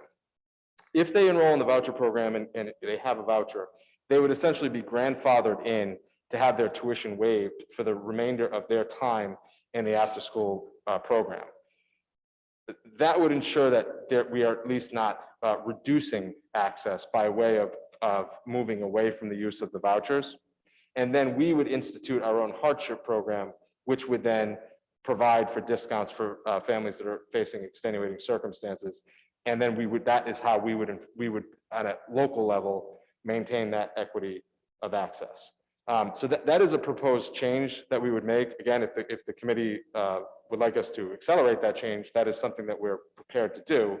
But for tonight, our proposal would be to increase the rate of tuition, maintain the voucher program for this coming school year, with the understanding that if you've never signed up for the voucher before, signing up for the 22-23 school year can grandfather you in for a waived tuition for the remainder of your child's time in the after-school program. And then also, again, implement the hardship program so that we can then discount rates as necessary at the local level. So again, I know that's a complicated, multi-pronged provision or proposal, and where we can certainly answer some questions about that. But then Ms. Fidler is going to walk us through a few of the other bullet points, and then we'll get back to rates of pay and then take your questions. Right, so thinking through this, because as Mr. Murphy said, currently only 14 students from our 400 plus have vouchers. So it's a very small percentage. And historically that has been partially because there were long wait lists to get a voucher. Second of all, you have to go in and have a meeting with a counselor to qualify for a voucher.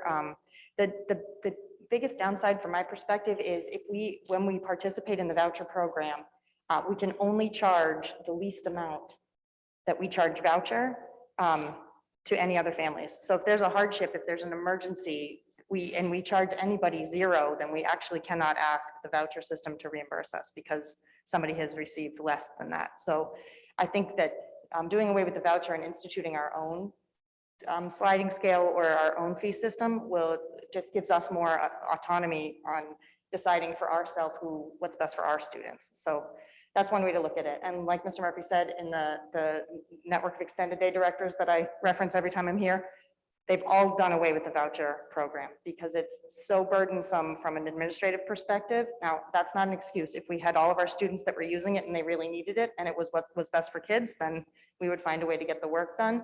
But for only 14 students, it just doesn't compute. So that was one recommendation we were looking at. The other was just thinking about the free and reduced lunch forms that we ask families to fill out and ways that we determine who's economically disadvantaged, and thinking about really providing support for those families and thinking about what our scale would look like. So we thought about for next year, we're proposing increasing the tuition, but for the students that have turned in those forms and are proven that we know are economically disadvantaged, we won't raise the rates for them. It will stay at the current $25 a day rate.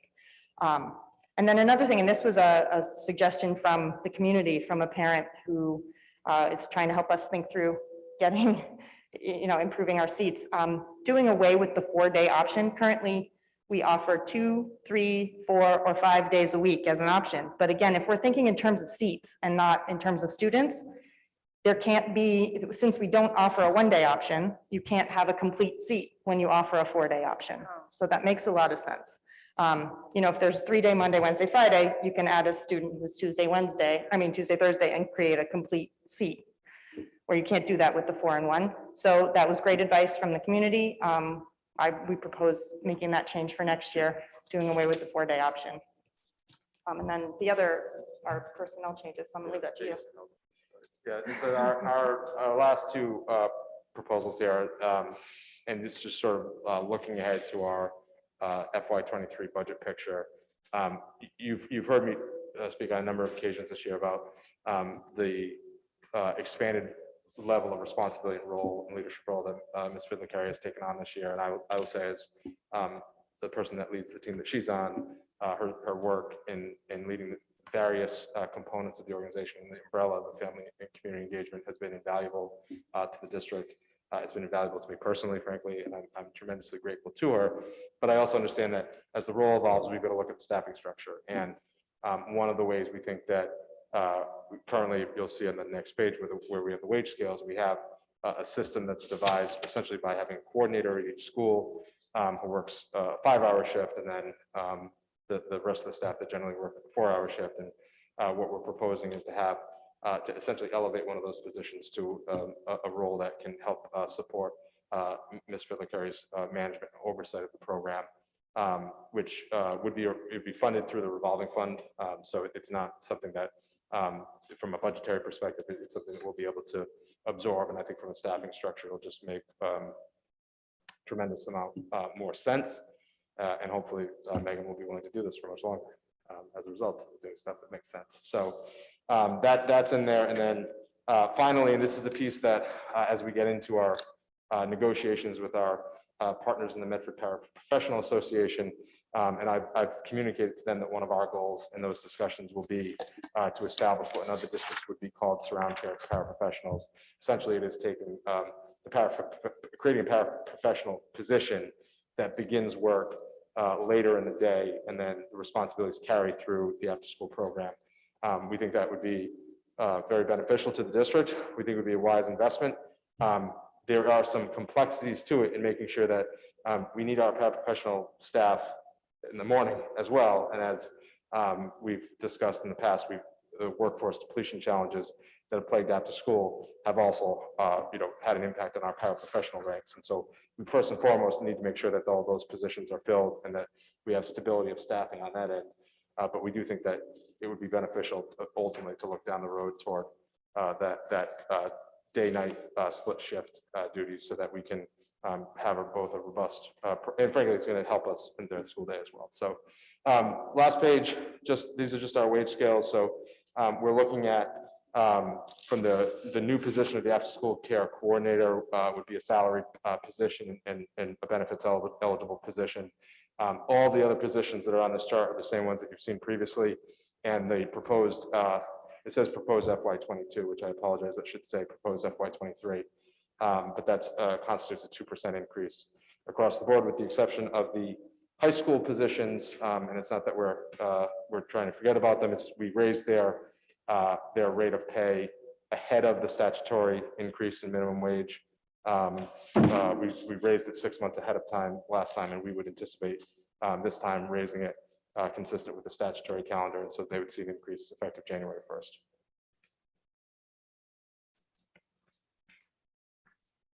Thank you. Thank you, Happy Mr. to take Murphy. your Thank you, questions. Ms. Fidler-Carey. Lots of questions. Member Rousseau? Sorry, I don't know who was first. I didn't hear anybody else. Is there? Member Rousseau, then member McLaughlin, then member Kress. Thank you. Do you need motions on any of these things? It sounds like you want our opinion to be clear. So it's a couple of things. You have a yes, that's right. We would like a vote with respect to the rate of pay to the tuitions. A vote to essentially approve these recommendations en masse would certainly be welcome, and then we'll have clear direction and move forward.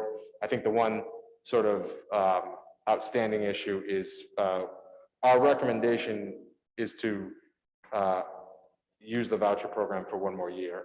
But as you probably heard in the description, I hope you heard in the description that We have some reservations about that because we don't think it's actually what's best for families. It is a shift, and I can fully understand why, if someone would just sort of see a brief summary of it, doing away with the EEC vouchers could look as though we're closing off access. We actually think it's going to have the opposite effect.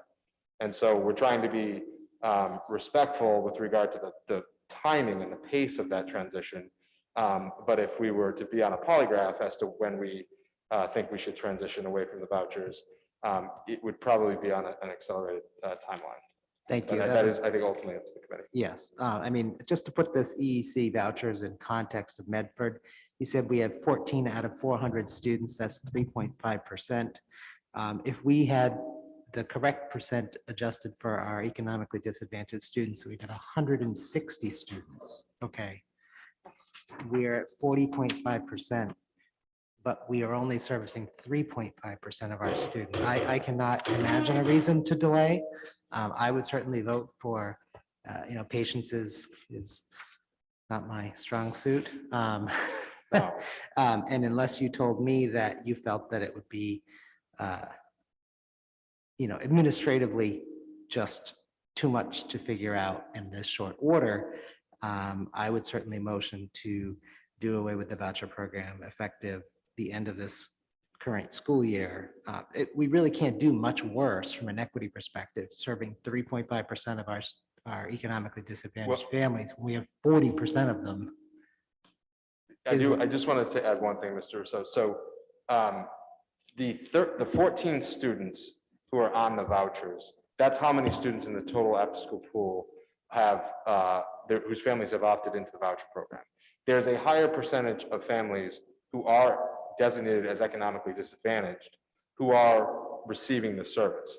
The inference we draw from that is we are providing the service, but the vouchers are not getting to the families and they're not receiving that benefit. So it's not that we have, I don't know, frankly, that it's at 35% or whatever the economically disadvantaged percentage is, but I don't want anyone to think that we've only got 3% of economically disadvantaged students in the after-school program. It's it's a minuscule number who are actually using the voucher. But it's actually worse. Correct. That means that there are Yeah, people clear who information. qualify Yep. who don't really have the resources, but we're making them pay anyways. Right. They're So, paying more than they should. Yeah, afford. I mean, and obviously the 14 students who already have vouchers, as you pointed out, would be grandfathered. And that would carry over. If you were to Right. vote tonight to end the voucher program, our recommendation would be that instead of grandfathering in anyone who's on the voucher for 22-23, that we institute the grandfathering for anyone on the voucher as of 21-22, as well as siblings in those families, and that would carry through for the duration. Now, to be clear, I just want to be fully transparent about this. That might overshoot the number of families who would have otherwise been eligible for the vouchers, right? Because someone could be economically disadvantaged and then they're not, or there's a host of different circumstances that could play out. But I think when we're talking about a number as small as 14, that to me would be sort of like worth it, for lack of a better term, to get back to a place that we have more control, more autonomy, as Ms. Carrie said. Thank you. So I do make a motion to end the EEC program. Can we this go school to the year. questions there before? Member McLaughlin? I just wanted to know if we could go through the questions before moving for motions, because there's definitely, I mean, I think this is, thank you for this report. I think there's a lot of Just really gonna ask exciting. one second. Is that okay? Yeah, I mean, I don't have a second Okay, anyway, so. Member McLaughlin? Thank you. Yeah, I think this is really great. I'm excited about Ms. Carrie being in this role and having recently been on a family and community engagement training with her. I'm excited about the opportunities that are here. And I guess I'm really interested in the paraprofessional piece. I think that obviously accessibility for students on IEPs and English learners is and has been a concern. And I know there was an anti-discrimination clause that was created, I believe, last year. And I just wanted to ask if in the anti-discrimination clause, there's also a statement that says, if you need additional services or supports to let us know, because I know that's what Medford Rec sort of is doing. And we need some consistency, I guess, around some of those, just to make sure that we're getting those. But getting back to the voucher program, I guess my thoughts on this are a couple of things. One is, how many families are aware of the voucher program, right? So I know that the EEC is offering the voucher program, but do we as a community have a responsibility to make sure that families know about this voucher program, right? And how they access the voucher program, particularly when we're talking about grandfathering in people, right?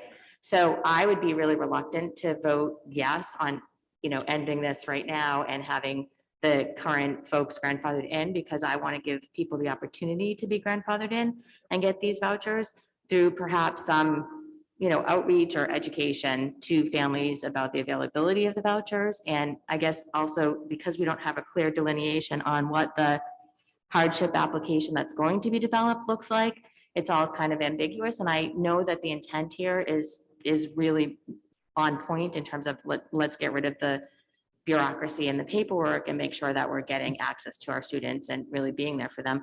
But in reality, at the same time, the EEC voucher, is created for some reason to be able to get families, access. So if we can create a comparable sort of system without the bureaucracy, obviously, I think that that's great, but we haven't yet. And so how do we sort of make that bridge, I guess is what I'm saying. So I want us to really be thoughtful before just moving ahead, because I obviously don't want to, and I know you don't want to exclude folks who are economically disadvantaged. And I think it is a real disappointment that so many of these families qualify, but they're not actually using the voucher program. And knowing one of the directors at the EEC, I think, she would be horrified to know that that's really what's happening on the ground level. And I'm sure that the data bears that out for them. So they see that in some way, as we know with the SNAP gap and other things, why aren't people applying? So I guess I would just say, I would like to be a little bit more thoughtful and just sort of moving ahead with it, although I do appreciate and understand the motive behind it.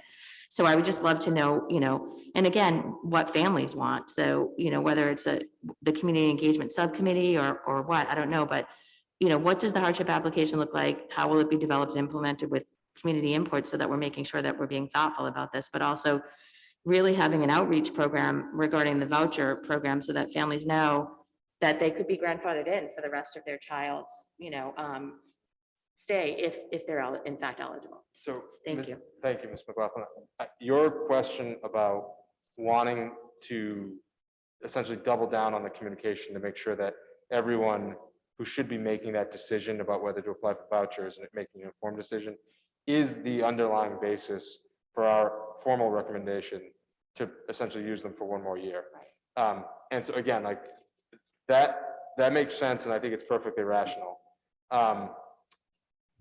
The only sort of concern, I guess there's two concerns. One would be, and I think one's a little more realistic than the other.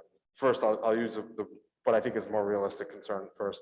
If we just see the same rate of participation, even though we double down our communication, all we will have done is essentially create a greater burden that fewer people benefit and it takes longer for the benefit to be realized, right? That's a downside.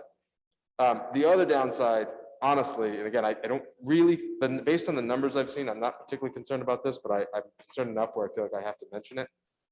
If the floodgates open and we have a tremendous amount of interest in the voucher program, in order to maintain the revenue stream, in order to implement some of these other recommendations, potentially the paraprofessional piece being one of them, we may have to come back next year and say we're going to have to continue the voucher program, which, if it's just based on an uptick, ultimately could lead to the same barriers being in place long term.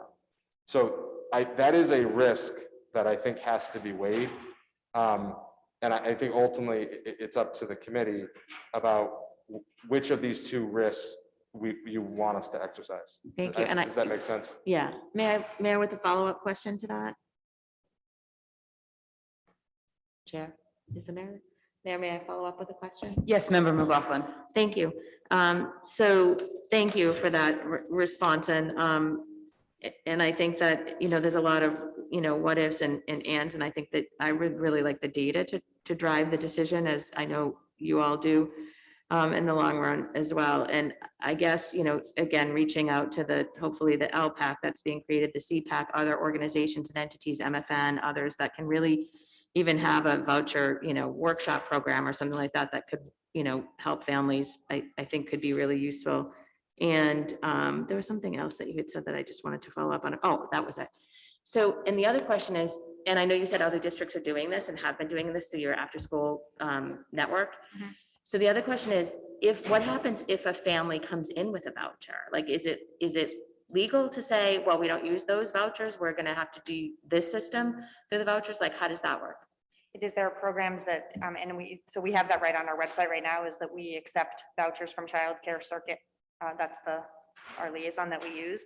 And so there are programs that don't accept vouchers, but typically have their own system. So, Other districts? yeah. Oh, certainly, yes, other districts. Because if you move in and you have a voucher and the district doesn't accept it, then you get on their program. Their system, okay. Right. Do you know any of the, can you just off the top, any districts that do that? Like, At this point, really most of them. So Yeah. Holliston got rid of it. That's the co-chair with me on NEDS, and I don't want to miss it, but really Yeah. most of them, every time Yeah. we're there, Yeah. another, whenever we Yeah.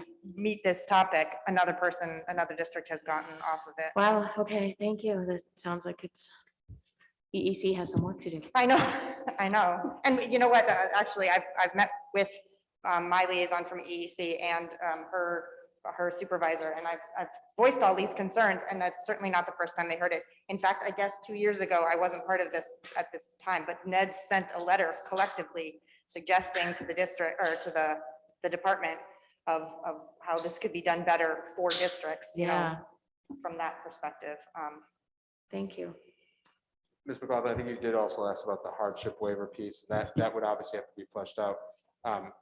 In addition to the other districts, we have a program somewhat similar to the MEEP program that would sort of be our starting point. Mhm. I don't think we would mimic it in an identical fashion.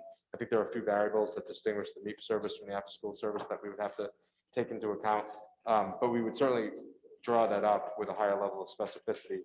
One of the pieces that I would imagine, just as sort of an illustration as to what would be included, is we would likely have temporary discounts or waivers in place, so that if a family is enrolled and there's a financial burden, potentially we would waive the fee over a portion of the year, but not necessarily for the duration of the school year, to provide for the flexibility that some families need with respect to after-school care.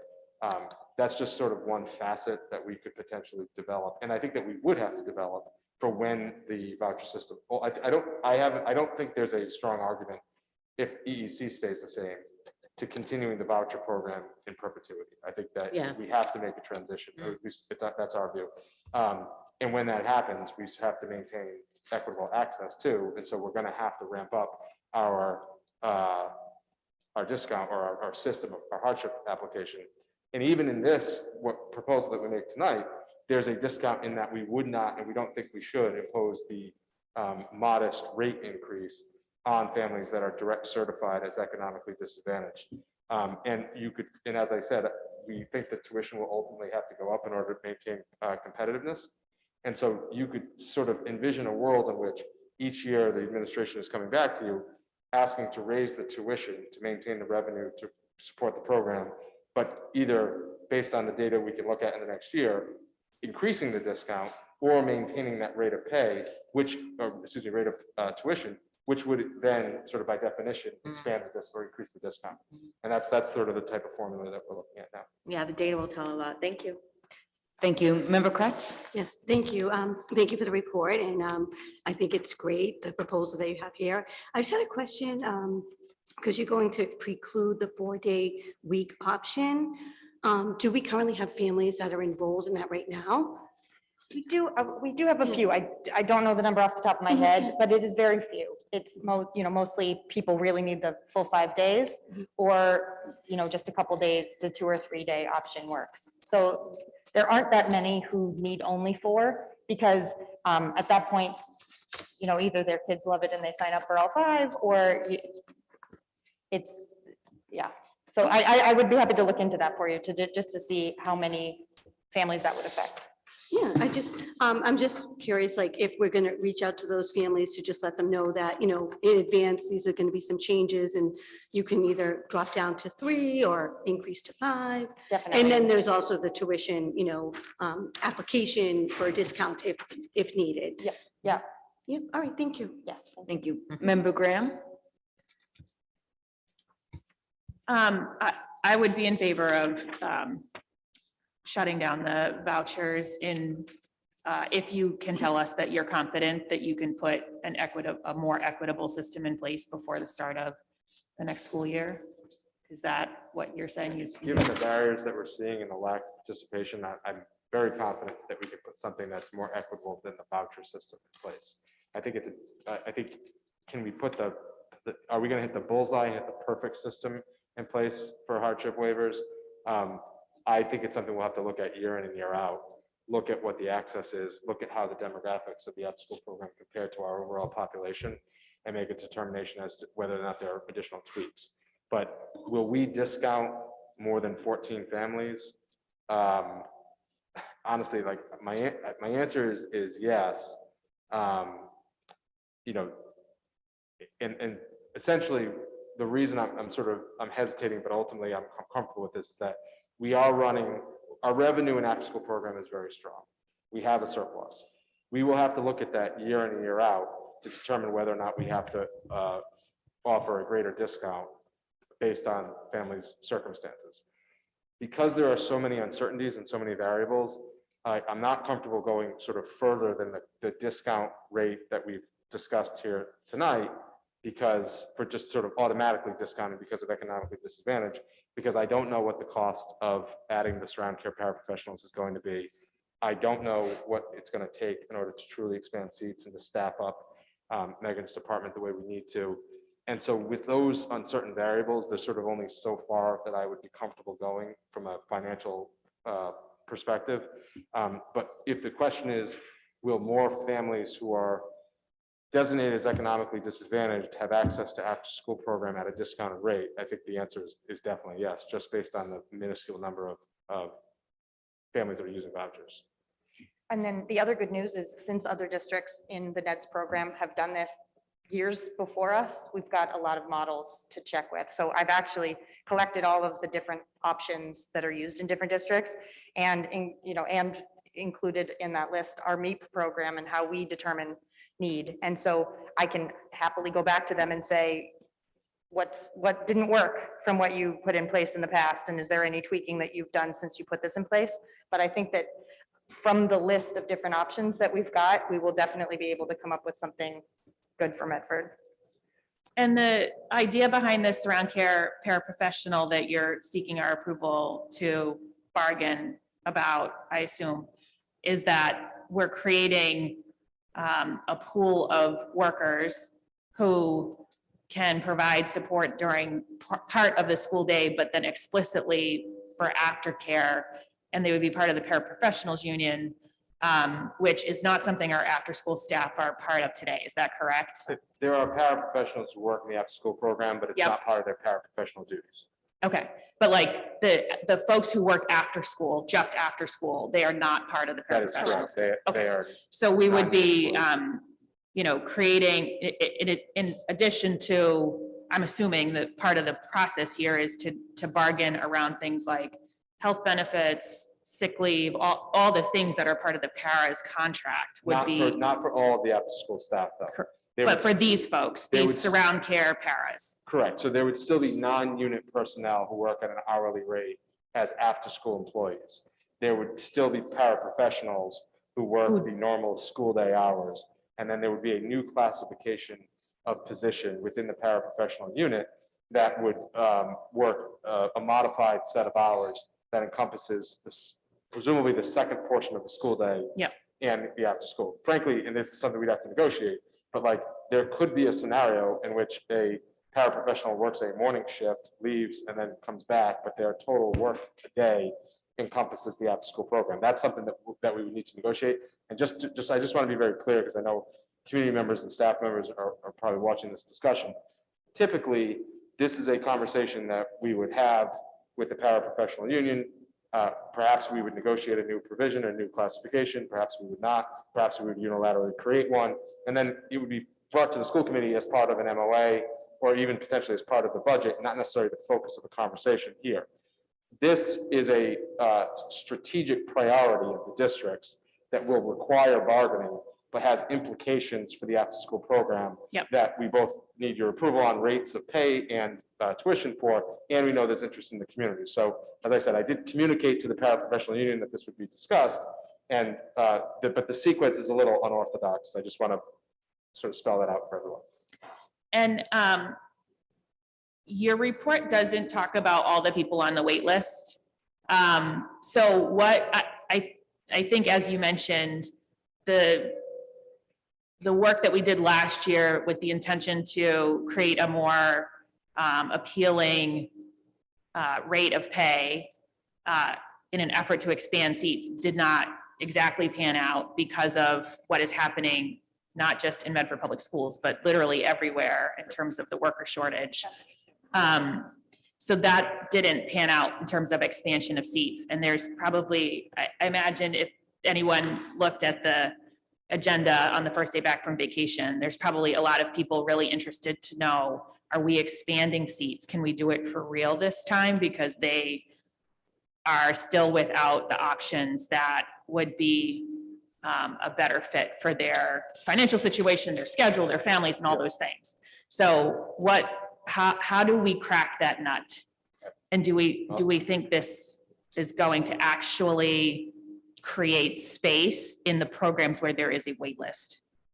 Which is, I think, just in one school. So I think what I could say is it's a shared goal that we want to, our goal right now is to expand seats to provide that service to the community.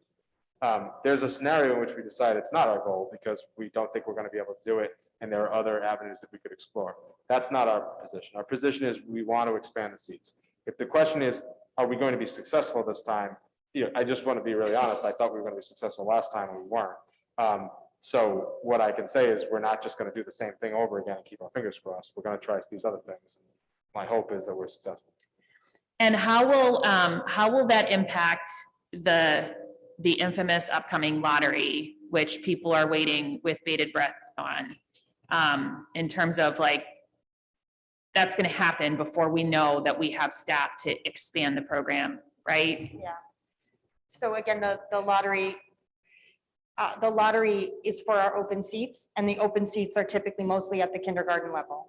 So that's the unfortunate hard news that I'm often sharing, is that a lot of people, once they are on the wait list, it is hard to get off the wait list year after year. So for new kindergartners, it's not a totally fresh class because we have spots for current students and their incoming kindergarten siblings. So the lottery is coming, and last year it was just amazing at one of our schools how many incoming kindergarten siblings there were. There were so many that there were so few seats open.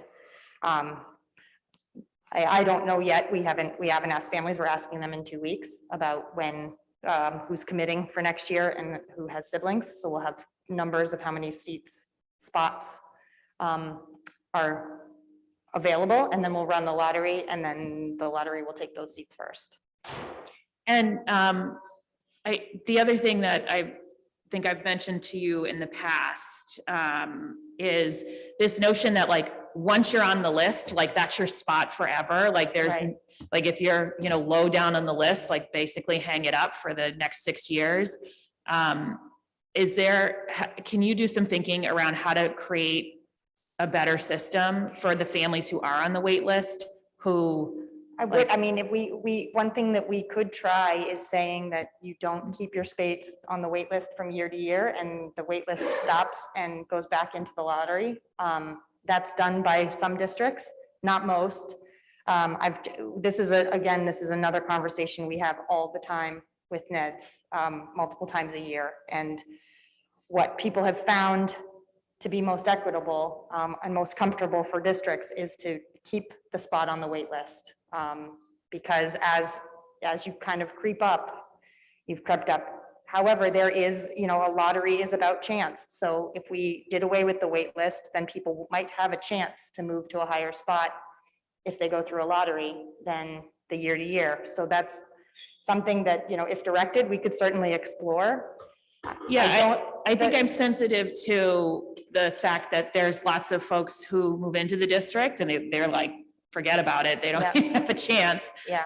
And then there's also people whose circumstances change from, over the course of 6 years. And again, like it's like not even an option for them to even win the lottery, so to speak. And I think, as I've talked to people, what I've tried to impress upon people is that the answer to all this like lottery mumbo jumbo is actually to have enough seats.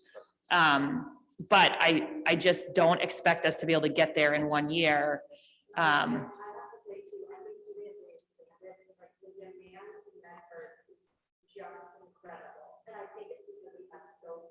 Options in the city, because when I call other districts to find out how do they not have as long wait lists as we have, their reason is because they've got a very robust Boys and Girls Club, or they've got this, all kinds of private, big after school options in their towns that we don't have in this city. But so I feel like even if we can expand the seats, it won't be enough. We still will be having this conversation. Just to be, the way right now, and there are more fundamentals that we could look at, but the increase in the tuition and the attempt to expand the seats are two ways of mitigating the challenge of the wait list, right? Because as we raise tuition, presumably there are families that see it as a slight preference as opposed to a necessity, who should become less interested. I mean, I think we're trying to find sort of the right place in the market that will do that. Now, at least one school, arguably two, the wait lists are such that our modest increase in tuition and our desperate attempt to expand seats are probably going to have mixed results. And at the same time, we've got other schools that, like, these two strategies alone might very well expand the seats in a way that could eliminate the wait list, right?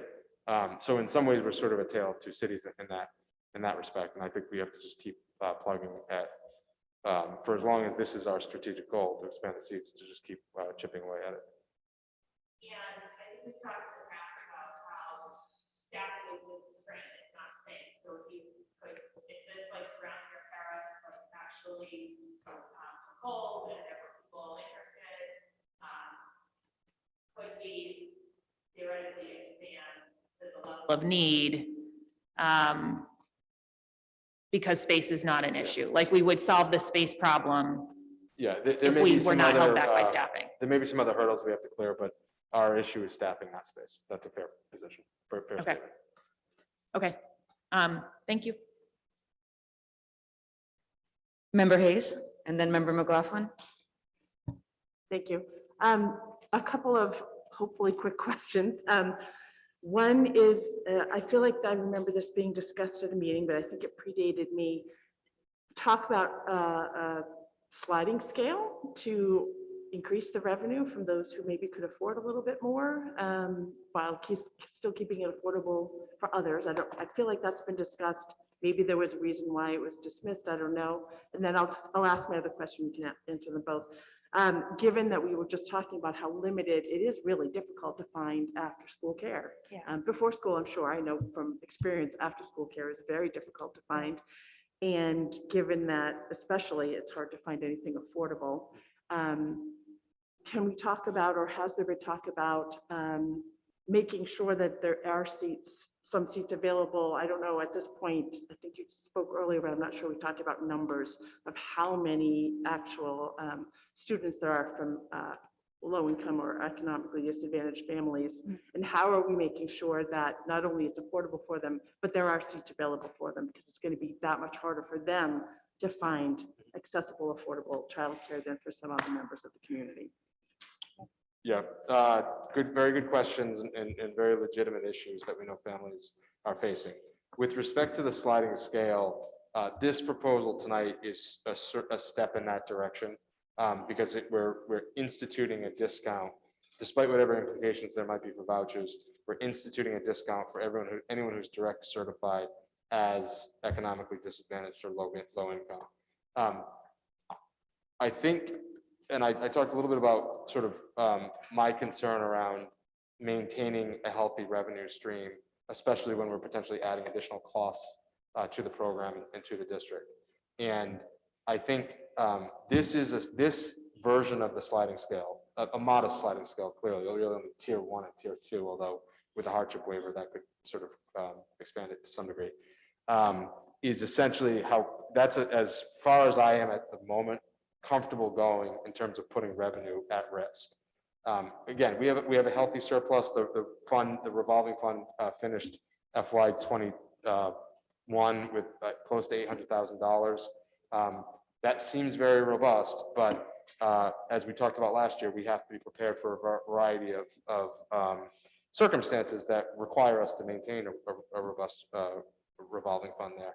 And we absorbed, going into this year, we plan to absorb the costs of those increases that we put into place. And we would be absorbing to some degree, whether it's through a hardship program, through the diminishing value of the reimbursement of the voucher, or in this modest sliding scale with the discounted for economically disadvantaged, we're prepared to absorb those costs. But at some point, there's risk involved. And I think what we want to do is look at the data to see exactly how many discounts do we offer, what is the level of discount that we offer, what fees are waived because of grandfathering or anything else. Then we look at the revolving fund next year and determine, can we expand that sliding scale either by giving a steeper discount or by increasing the cost, or both. And so this is essentially the first step in that direction. Is there some way we can get more detailed information about what you're looking at? I don't know if that's even Sure. I mean, appropriate, we can provide all of that, but the variables are essentially the demographics of the students in the program in terms of how many are low income and economically disadvantaged. What's the rate of discount that we would provide? What's the total number of students? What is the level of participation? As I said, there's a variable with respect to how many days people are receiving service. And then what is the tuition that is established here with the committee? And we would have to factor all of that in to make a determination as to what is the level of risk that we can absorb. I don't want anyone to think there's sort of a magical number here. We could say we can discuss this many kids at this rate, if this is the tuition, and so on and so forth, because that variable, how much service we're providing, is so fluid that it's and also without having bargained the surround care para proposal, there's no way I can say this is exactly how much this will cost.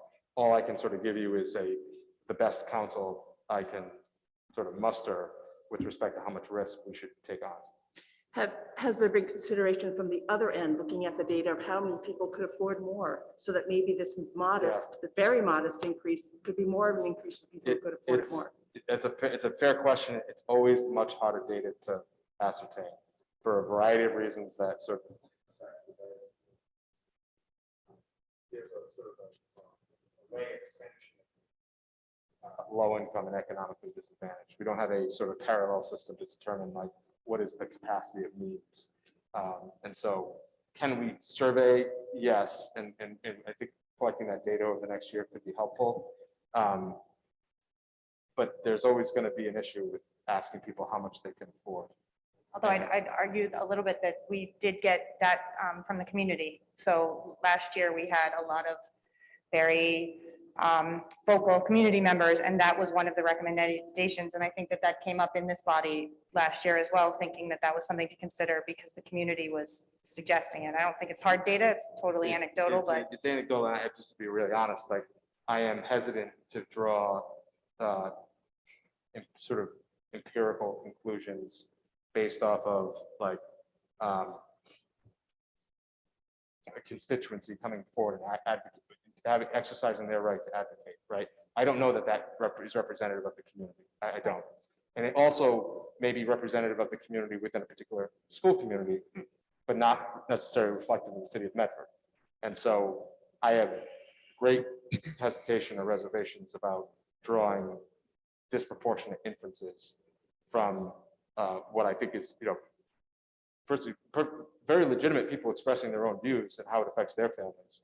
But our responsibility is how does this affect families at large? And I think that's what we would need more data to really ascertain. can I just add one more thing too, to address, I could do a cross-departmental plug right now, is thinking about making sure that more families are availing themselves of the service, and more families that might see it is, as you know, we have engagement specialists now who are doing a better job of, or who are there so that we as a district can do a better job of creating relationships with families who might be disenfranchised for whatever reason. And so a common recommendation might be, what's best for your child is to have somewhere to go after school. And isn't this great news? I can educate you and inform you about how you can afford it. So for families who might think that the after school is not for them because they could never afford it, we now have engagement specialists who can take the time to really inform them and educate the specific targeted community members. So that might answer your question about reaching out to more low-income and families. Thank you. Member McLaughlin? Thank you. Oh, thank you. Yes, it's on.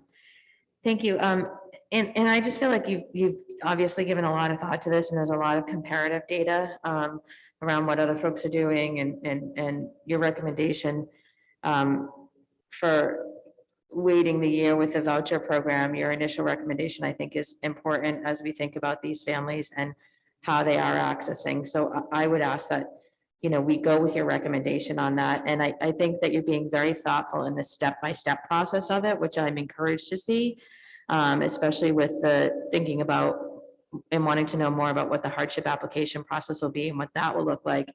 And again, sort of the family engagement piece of this, like how are we engaging the community in this conversation to make sure that they're feeling ownership around this too, whether it's, you know, an ability to pay more, or whether it's input on what the hardship application process looks like, or whether it's let's continue the voucher for one more year because we need to be able to apply and get the word out to folks that you can apply.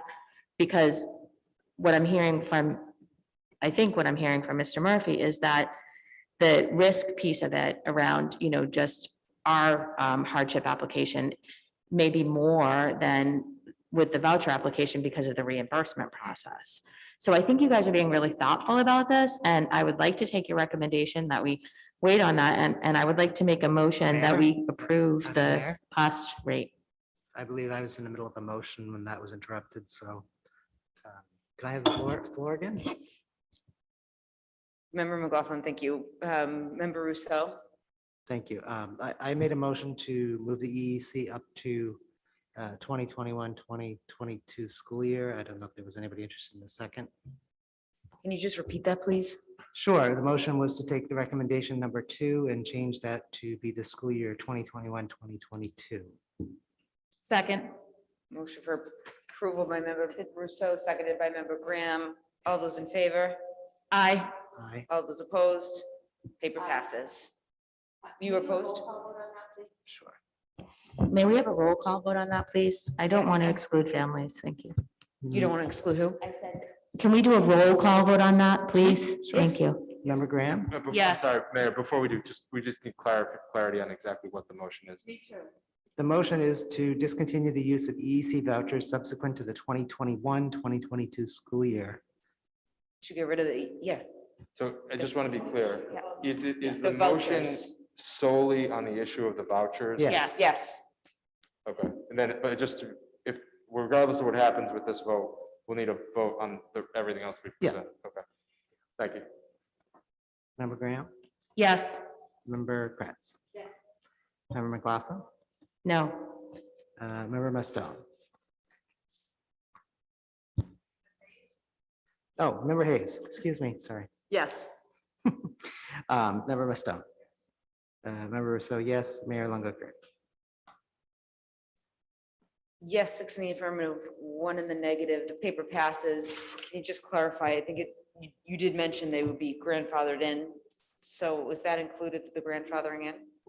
Yes. okay. Mayor, what I would recommend is if the committee is comfortable with the rest of the recommendations, then you could vote on a motion to adopt all the recommendations with the exception of the change that you just directed us to make. Motion to approve all the recommendations with the exception of the one change we just made. Motion by member Graham, seconded by. I would like to separate the motion, actually. I approve the pay rate increase. I'm not for the voucher program decrease because I think we'll exclude families and not give them the opportunity for grandfathering. So I would ask that we split the motion, please. Mayor, point of order. Member Rousseau? The motion does not include the EEC part. That was, the motion was made for bullet 1, 2, 1, 3, 4, 5, 6. because we've already voted on the EC. So motion to approve bullets 1, 3, 4, 5, and 6. Second, sorry. Roll call. Member Graham, Yes. Member Kratz, Member Hayes, Yes. Member McLaughlin, Yes. Member Mastone, Member Rousseau, yes, Mayor Longo-Kern. Yes, 7 in the affirmative, 0 in the negative. 1, 3, 1, 2, 1, 3, 4, 5, and 6 is approved. And that it's implemented subsequent to the 21-22 school year, correct? Yes. All right, so just to be clear, I think we will report back prior to the conclusion of this school year on the specifics with respect to the hardship waiver program and any other data we're able to establish with regard to demographics at that point. And I think that, like I said, that will certainly, I don't think that's going to come before the lottery or some of these other things that have to be in motion now, but certainly prior to the conclusion of the fiscal year, we will report back. Thank you. Thank you so much. Thank you, thank you. Presentations of the public, which is number 7, ought to begin before 7 p.m. Regular meetings of the school committee include this presentation of the public agenda item to give any resident the opportunity to place a presentation before the school committee. A resident may only present once at any meeting.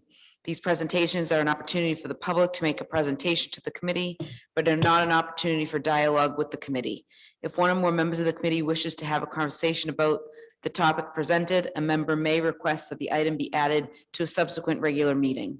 The details for submitting a presentation can be found within the policy BEDH, public comment and presentations of the public. Pursuant to policy BEDH, public comment and presentation to the public, any resident in the audience may be given permission to speak once on any item on the agenda for up to 3 minutes. The speaker is expected to keep their comments to the item on the agenda. The speaker must begin their comments by providing their full name and full Medford Street address where they reside. A welcoming, inclusive community is both a value of the school committee and an aspirational goal. We ask for your help in achieving this goal and value your perspective. We do not have any continued business. Number 9 is new business. We have a motion 2022-15 offered by Member Rousseau. That the superintendent or her designee will provide a detailed description of bathroom closures, openings at Medford High School. The number of bathrooms at Medford High School will be presented, as well as the number of bathrooms open throughout the day, the timing of bathroom closures, openings, and who is responsible for this task will also be included in the details. The rationale for closing bathrooms will also be discussed. Meeting date requested 2/28/2022, submitted date 2/2/2022. Mayor. Member Rousseau? Thank you, Mayor. And I do apologize that we keep talking about bathrooms. I feel like we talk about them every other meeting. This appears to be a continuing problem that bathrooms are not available where students expect them to be. I'm quite concerned about the ability of closures to be communicated to a student who discovers they have to go to the bathroom and then finds out that the closest bathroom is not actually open. I worry about the obvious, frankly, trauma of a student who would have an accident in high school especially. I also, I worry about, do the teachers know that the bathroom closest to them is closed at this moment in time? And that's why the student took 3 times as long to get back from the bathroom. It just feels a bit kind of cruel that every bathroom is not just open all the time. And I'm trying to understand the staffing requirements to have all the bathrooms open all the time. I know that we have a presentation, which I assume we're about to hear, right? We have a report. I think we just have a, do you want me to read this? That would be great. Briefly.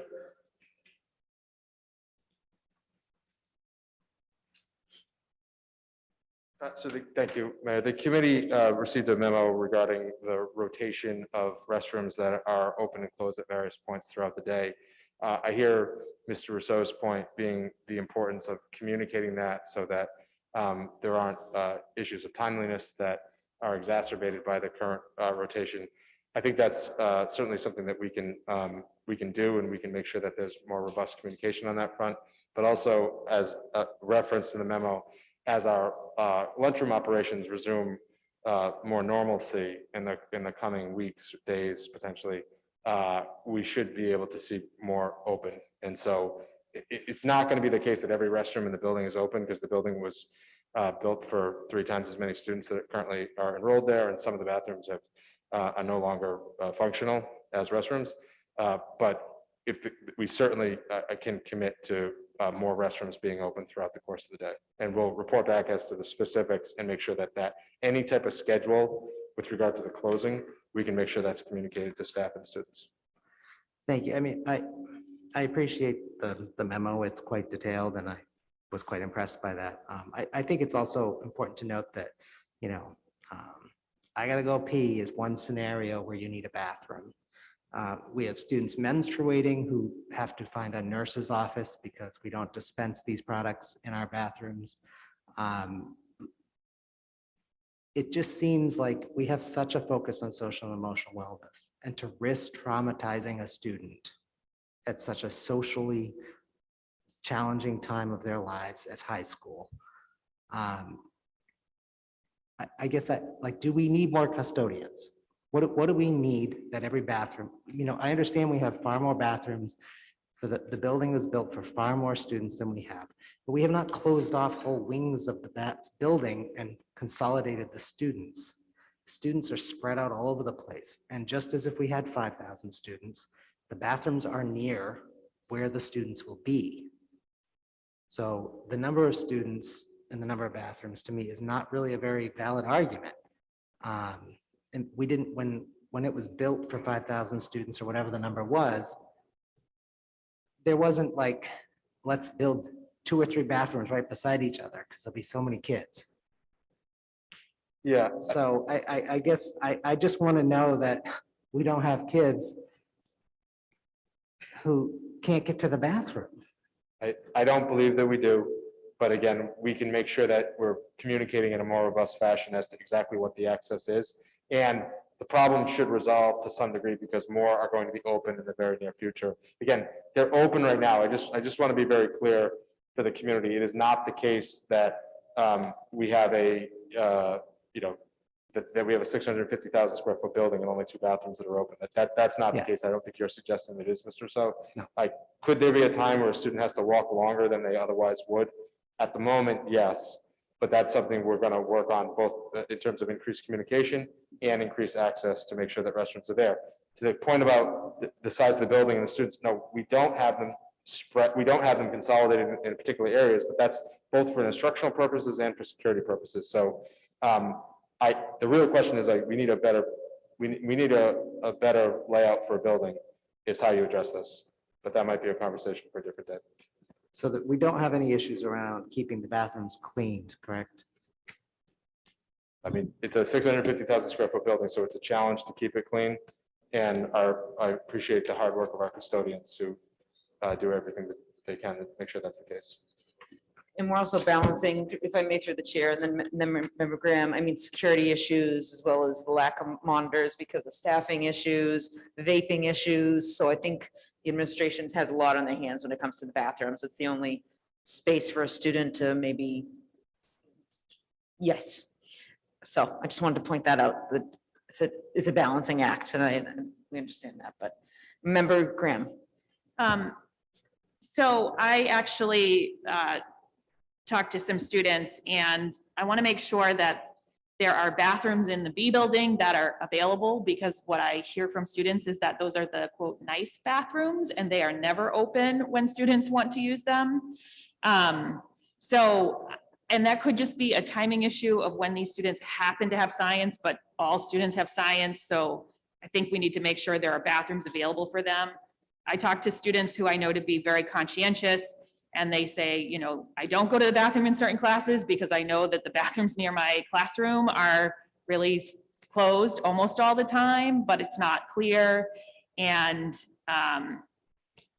I think we just really need to think about how we like crack this nut. And the thing that I think makes me the most irritated about this is that at the beginning of my term, we had this discussion. The principal of the high school stood at the podium. He told us that he would make sure that every student has a schedule, and there was not one single student that I talked to who said they knew what the schedule was. The schedule, So- when they're open and when they're closed? What's that? What was the schedule of when they're open and when they're closed? Of where to find a bathroom. Okay. Yes. Like I said, we will increase the communication on this.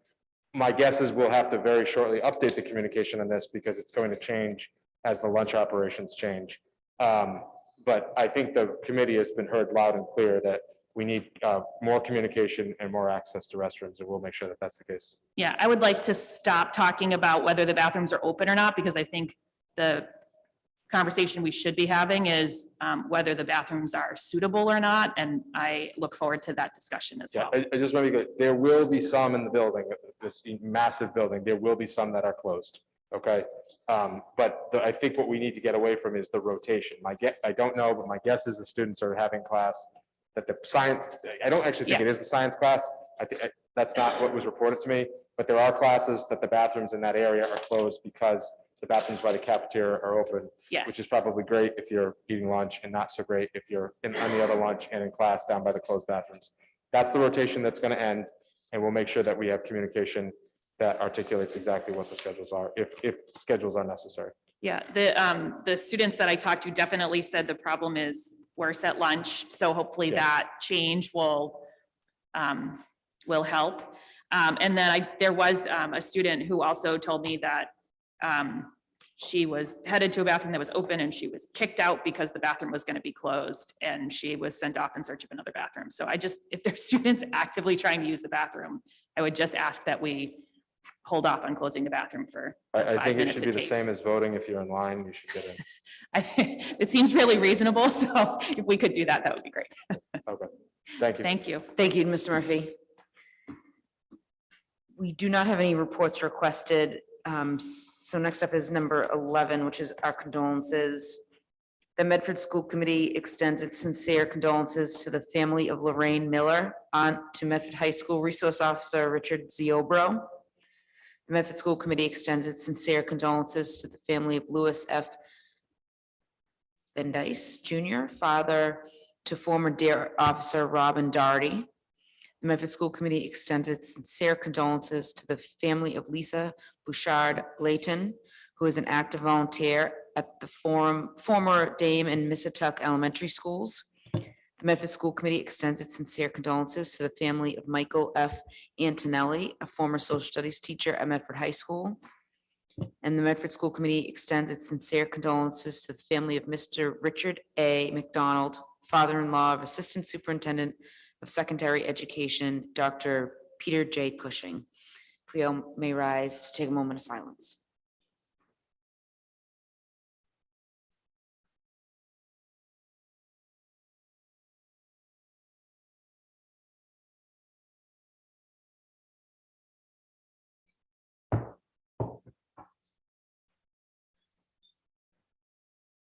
Our next meeting will be Monday, March 7th, which is next week at 6:30 PM here at the Alden Memorial Chambers, Medford City Hall, and also on Zoom. Have a wonderful night, everybody, and